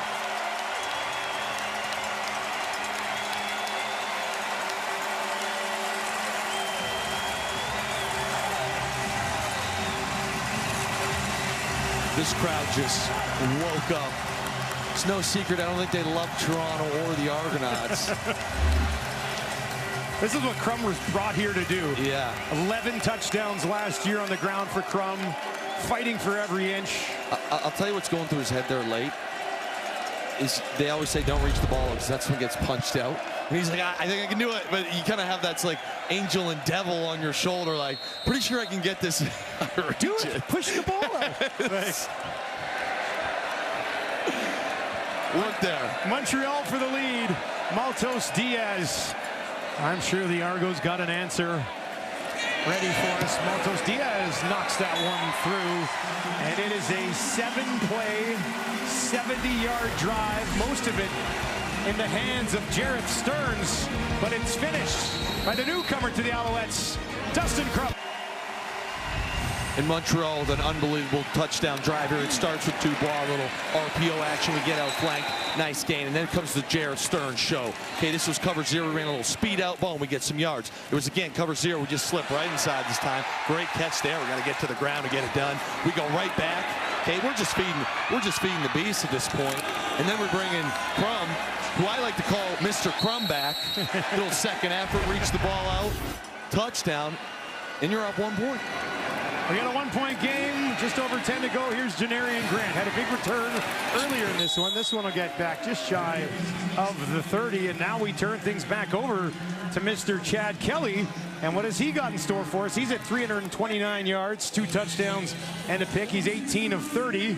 And both of these offenses have just looked spectacular so far tonight. Yeah, and I'll say this. We don't talk about them enough, but the offensive line right now for the Argos has had a heck of a night. Okay, they've done a great job protecting. The run game has looked good. Bland, Hunter, Nicastro, Shepley, and Randolph.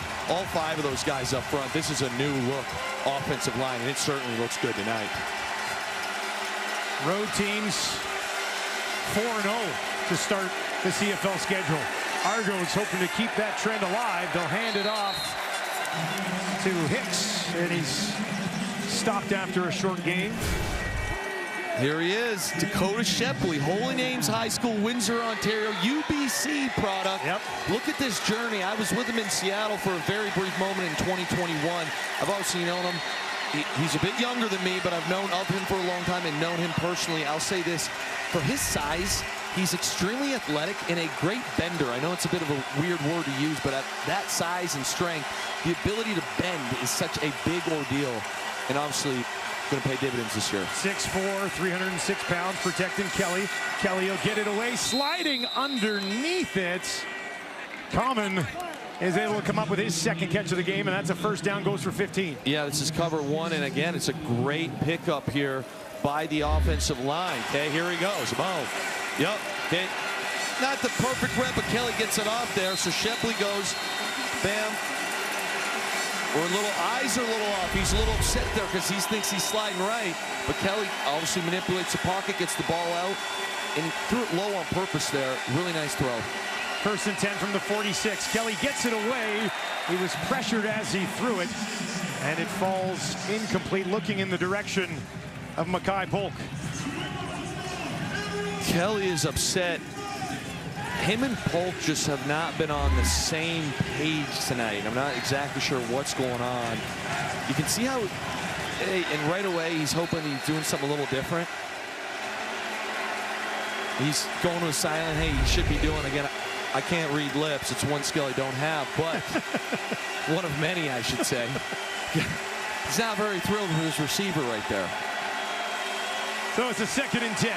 Alouettes send 5. Kelly on the run to his right. Can he find somebody down the field near sideline? And that is broken up.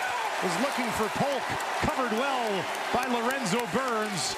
And Haggerty will trot onto the field to punt this away for the Argos. Again, it's a decent job here by the offensive line. You get pressure, but look at the time. Like, we didn't really need to get flush. I think we saw maybe a bit of a flop in there. Yeah, I think we were looking for a flop inside, or I don't know what that action was by the Alouettes defensive lineman, but I get it. We're grinding. We're trying to get any penalty yards we can. Any inch you can work with.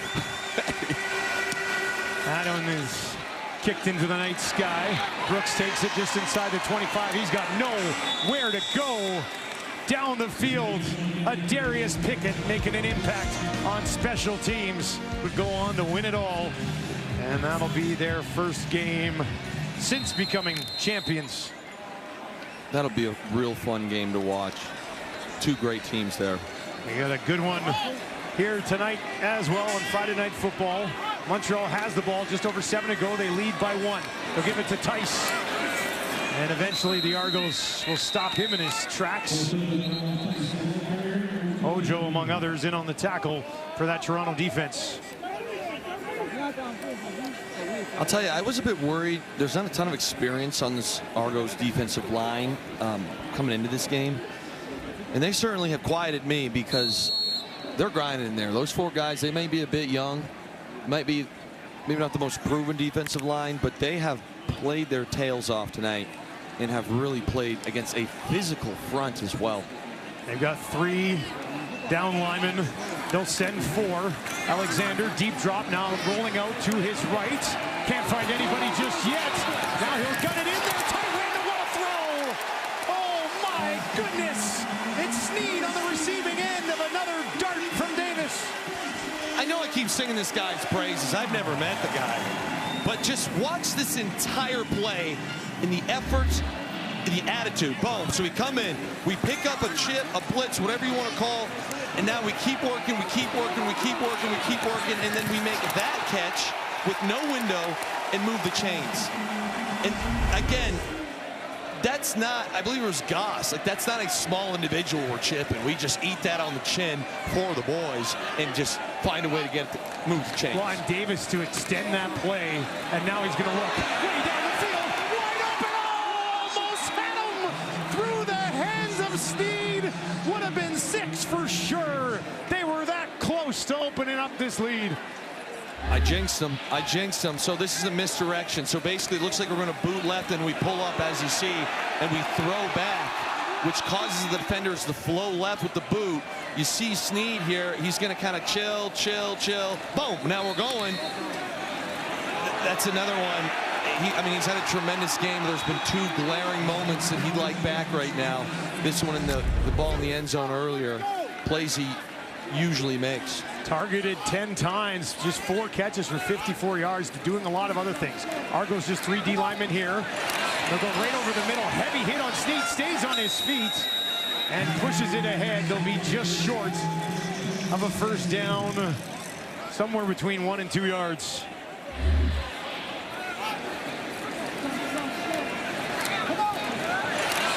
Ooh, Pickett.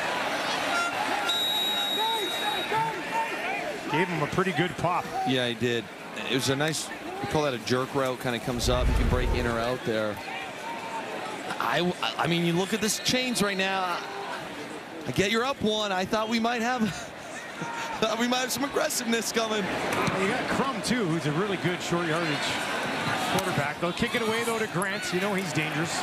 They'll push it back up, and they'll contain him very well after a 46-yard kick. Chad Kelly will have the ball. Trailing by a back-and-forth affair tonight between Toronto and Montreal. Last year it was a clean sweep for the Alouettes. Argos trying to send a message here in week 2 that will not be the case this season. What a game this has been. Just a lot of great plays, a lot of big moments. A lot of big plays that they just missed on both ways. Bingo. We'll see who can complete it. Empty back set here for Kelly. Got it away. And Common went up and got it. That's his third catch of the ball game. Goes for 7 yards, and it'll be second and very manageable here. Yeah, Dustin, I'll say this right now. It's a 1-point game, just under 4 minutes. I like to talk with the inner dialogue as a player, whether you're on offense or defense, but I used to go, I honestly would you talk to yourself during the game, and I'd say, you could have told me, if I'm on the Argonauts right now, we'd be down 1, the ball on our own, 26, 4 minutes left, under 4, at the Percival Molson Stadium. There's nowhere else in the world I'd rather be. Very dramatic guy. Hey, I like it. Setting it up big. Here's Kelly, far side, one-on-one coverage. And that one too far, was looking for Coxie. Coxie never really had a shot at that one. He's just got 2 catches in the ball game. And another near miss. You know, I believe it's a bit of a double move, kind of out and up. We're looking right there. You get your one-on-one coverage. Got a step. The ball's there. I would say, you know, going back to the being dramatic, I mean, as a player, you kind of got to be. Does it help your focus? I just would think, like, where else would I rather be? And again, I'm an offensive guy, but going on right now. Haggerty has it blocked. It's going to bounce in the end zone, and the race is on. Who's going to get there? Montreal. They hop on the ball. Special teams gets the job done for the Alouettes. Touchdown, and the place goes crazy. We got to watch this one, Dusty, because this looks like it comes right up the middle. Right up the middle. We said a big play was going to do it. We got our big play. There it is.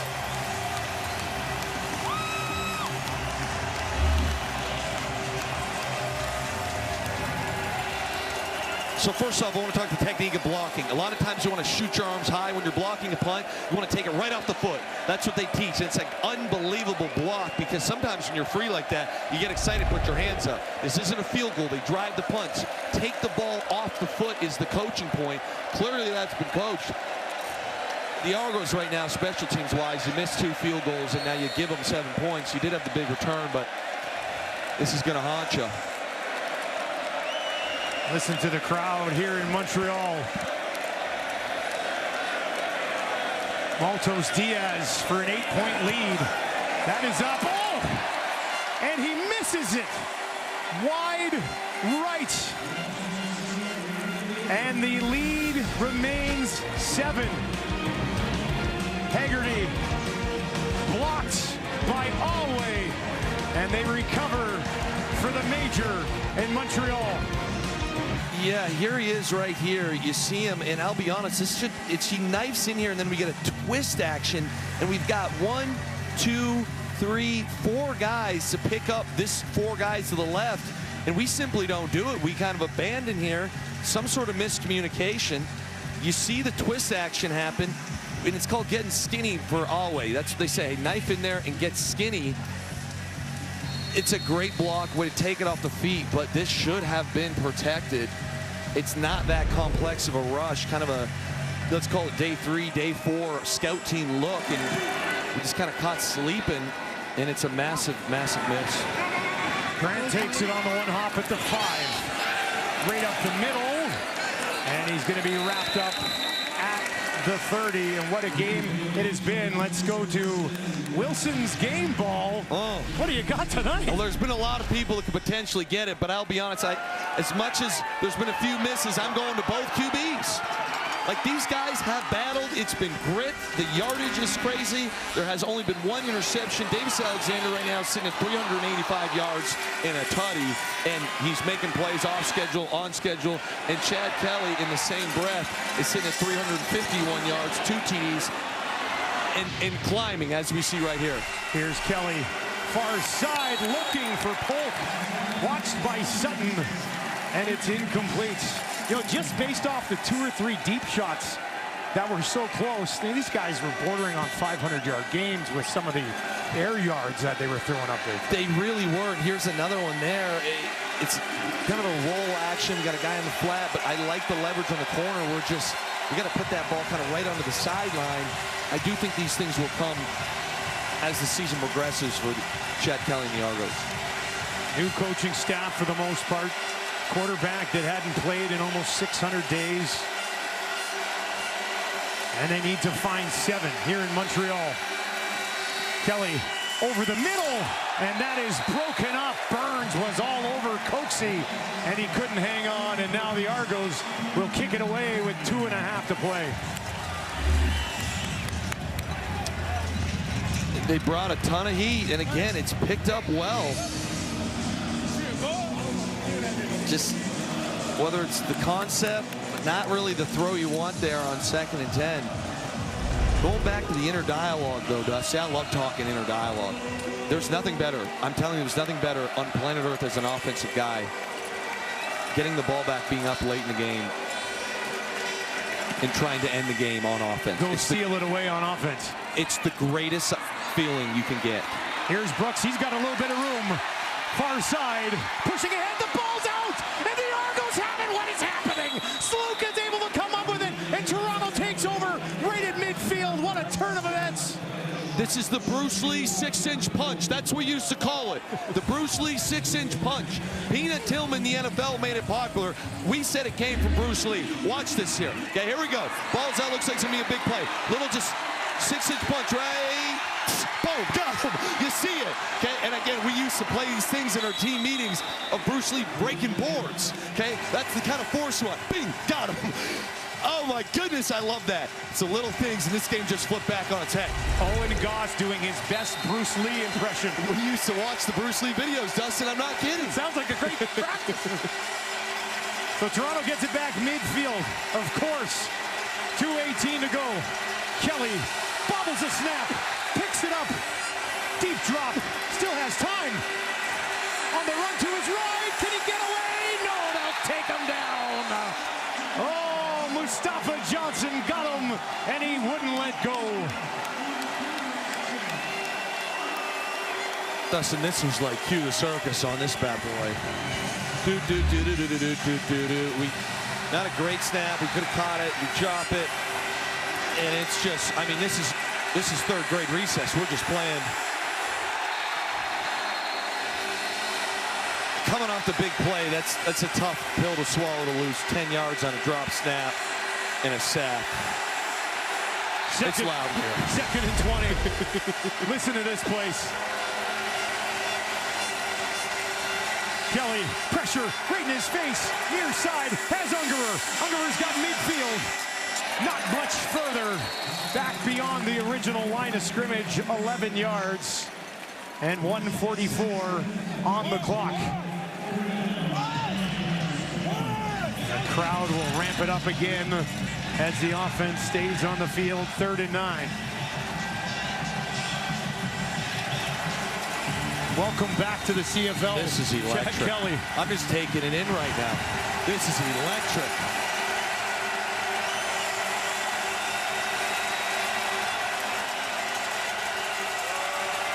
Seconds to play.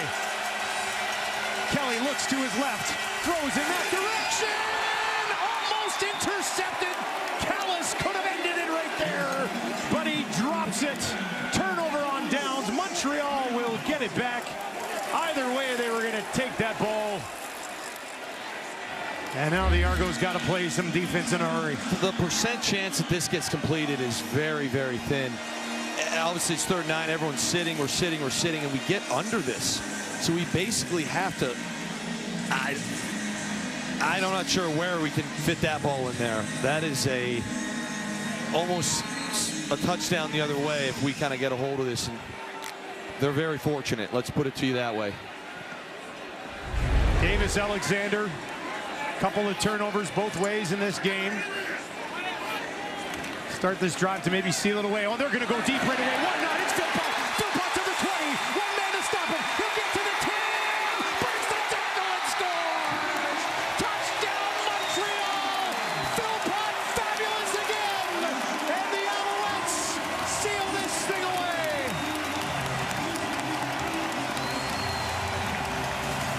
I mean, listen to this building, Dustin, and we've been talking about it. Hey, where's been the aggression? The aggression is back. Okay, and it's awesome what happens here.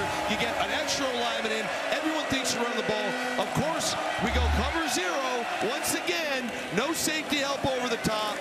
And Bill just simply takes the other side of the field. That is putting the dagger in someone.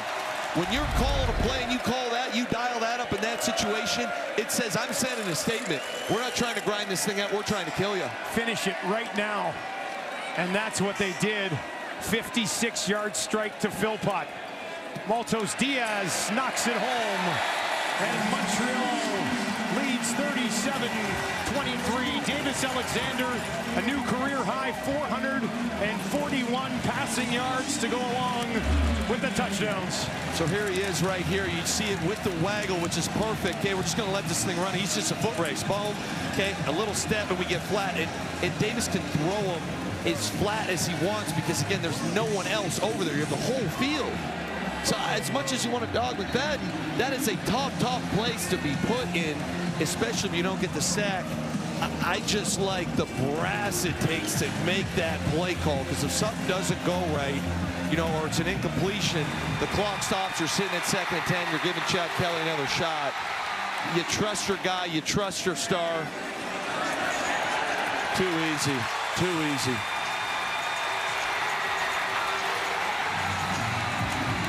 Oh. Good night. Put him to bed, tuck him in, big fella. Enjoy the trip back down the 401 to Toronto. Sure, they're flying, but you get my point. Blowing kisses as well. No shortage of swag from that young man. The quarterbacks have combined for over 800 yards passing in this game. Here's Janarian Grant.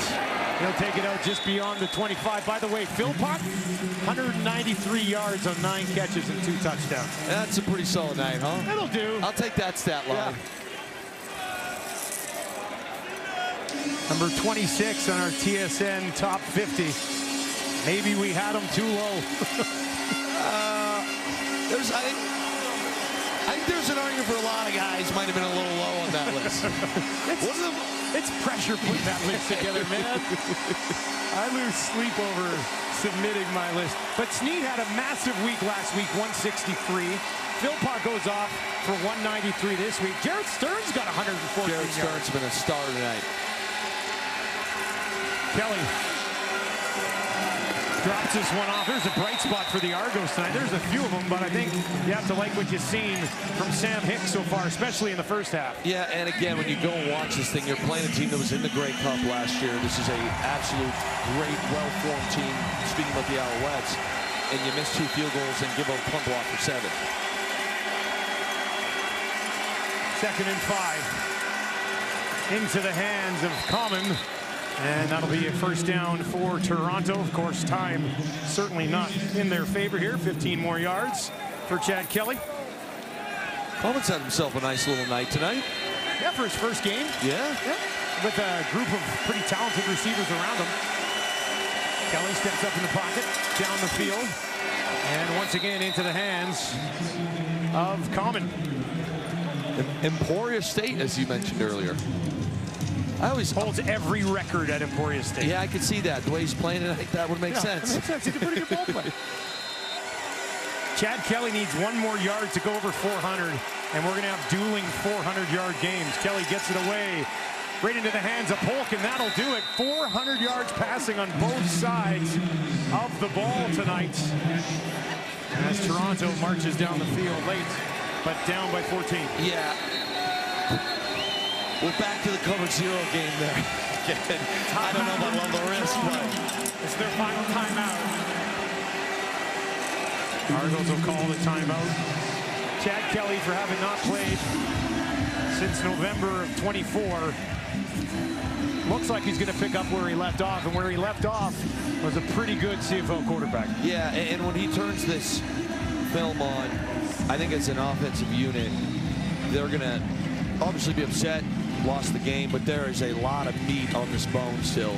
A lot of things they can tighten up. Again, as much as it stings to lose, and there is no moral victories in this at this level, there is a lot of inspiring things you can take from this film.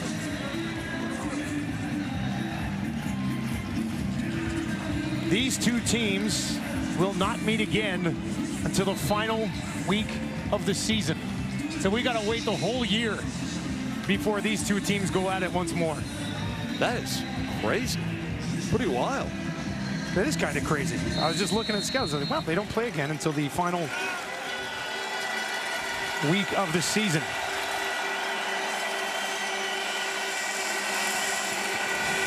Here's Kelly. Dumps it out. Mital's got it. He's had himself a pretty good game, and he'll get out of bounds with Callis all over him. 18 seconds left in this one.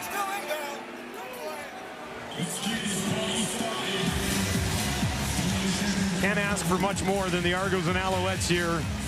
No, week 2. It's been a special night. I always kind of get a chuckle right now. Obviously, you're going to try and score a touchdown here, tighten this thing up a bit. When you're a play caller, whose number do you call right now? Generally speaking, I always felt like it was your favorite player. Like the dude, you're like, I don't know if he's going to get a ton. Your best buddy. Yeah, but I'll try and get him one here. Kelly, far side, drops it in there. Ungerer, who has one tonight. And Davis Alexander is going to remain perfect in the regular season. 13-0. He's got another, I believe, another quarterback on his QB graveyards. Another quarterback that he's beat. Kelly and the Argos. 10 seconds left. On the run to his right, finds a man, and they'll find the end zone. And it's Tyler Common. First time into the end zone in his Canadian Football League career. Nice little job here by Kelly extending the play. Again, this is, well, we were looking left. Pressure, pocket collapses again. I wouldn't put down the O-line. Common finds a little athletic jump there, finds a little window. I got to say, you know, the Alouettes found another way. This time it was special teams. Last week it was the forced fumble, the pick 6. That's what I said. It's in their DNA, like finding a way. I mean, every team wants their identity to be finding a way. But I truly believe that with Montreal. That's just kind of how they're built. And what's scary about it is when they get a little, you know, more smooth. There are a few plays they probably wish they had made tonight. That's when this team is really rolling. And they're also out there starting running back. Yeah. A pretty good player. Yeah, Stevie Scott will do. But, yeah. And he's a different type of back. Yes. Than Tice, right? And then you can have a real good thunder and lightning sort of punch back there. But, you know, Jason Moss, we can sit here and praise the Alouettes. He's also going to tell us next time we chat with him that, hey, we don't want to be coming from behind in the fourth quarter all the time, right? Totally. Yeah, it's great that you can do it, but they don't want to do that all the time. Yeah, I don't think this is exactly how he wants. Like, does he look super happy right now? No, he does not. Exactly how he drew it up, not really.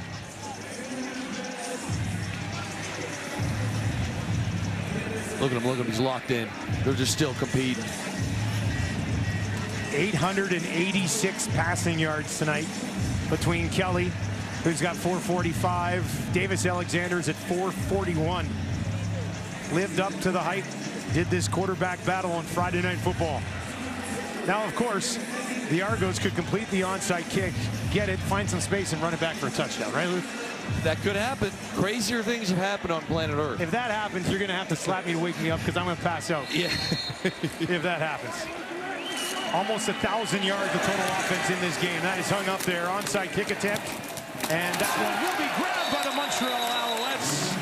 And that will essentially seal the deal here tonight in a 37-30 thriller. 996 total yards of offense tonight. I wonder how they teach those. You know, in the NFL, obviously, you can just fair catch it. So I wonder if they do like the rugby style. Where, let's see, watch Philpott here kind of kick the knee up to protect himself. I'm not sure. Yeah, you know? Like leading with the knee type of thing? That's how I would teach it. I see the rugby guys do that. Takes the initial contact onto the knee as opposed to the body. Yeah, you don't eat one on the rib? I'm not sure. Davis Alexander, perfect in the regular season. 13-0 as the Montreal Alouettes once again find a way to get it done and improve to 2-0 on the season. 37-30 the final. And you have to be excited to watch both Alexander and Kelly moving forward this season. Absolutely. And again, we've talked at length at the quarterbacks. You look at the receiving room. Snead had a couple plays he wanted back, but you said it. Stearns with 114, Philpott with 193 and 2 tutties. And on the flip side, Mital has 109 and a touchdown. Common has 106 and a touchdown. both rooms, I thought, really played well at that position. It was a pretty special game, special night tonight. I got a feeling that these teams will be really in it with Hamilton in this division. There's a smile from Jason Moss as his team opens up 2-0. 3-0 against the Argos last year, and the Alouettes start the head-to-head with a victory in thrilling fashion here tonight. Both quarterbacks over 400 yards, 4 receivers over 100 yards, and fireworks all Friday nights here on TSN. Alouettes take another one from the Argos Sports Center with Glenn Sheeler, and Wes Chan is next. Good night from Montreal.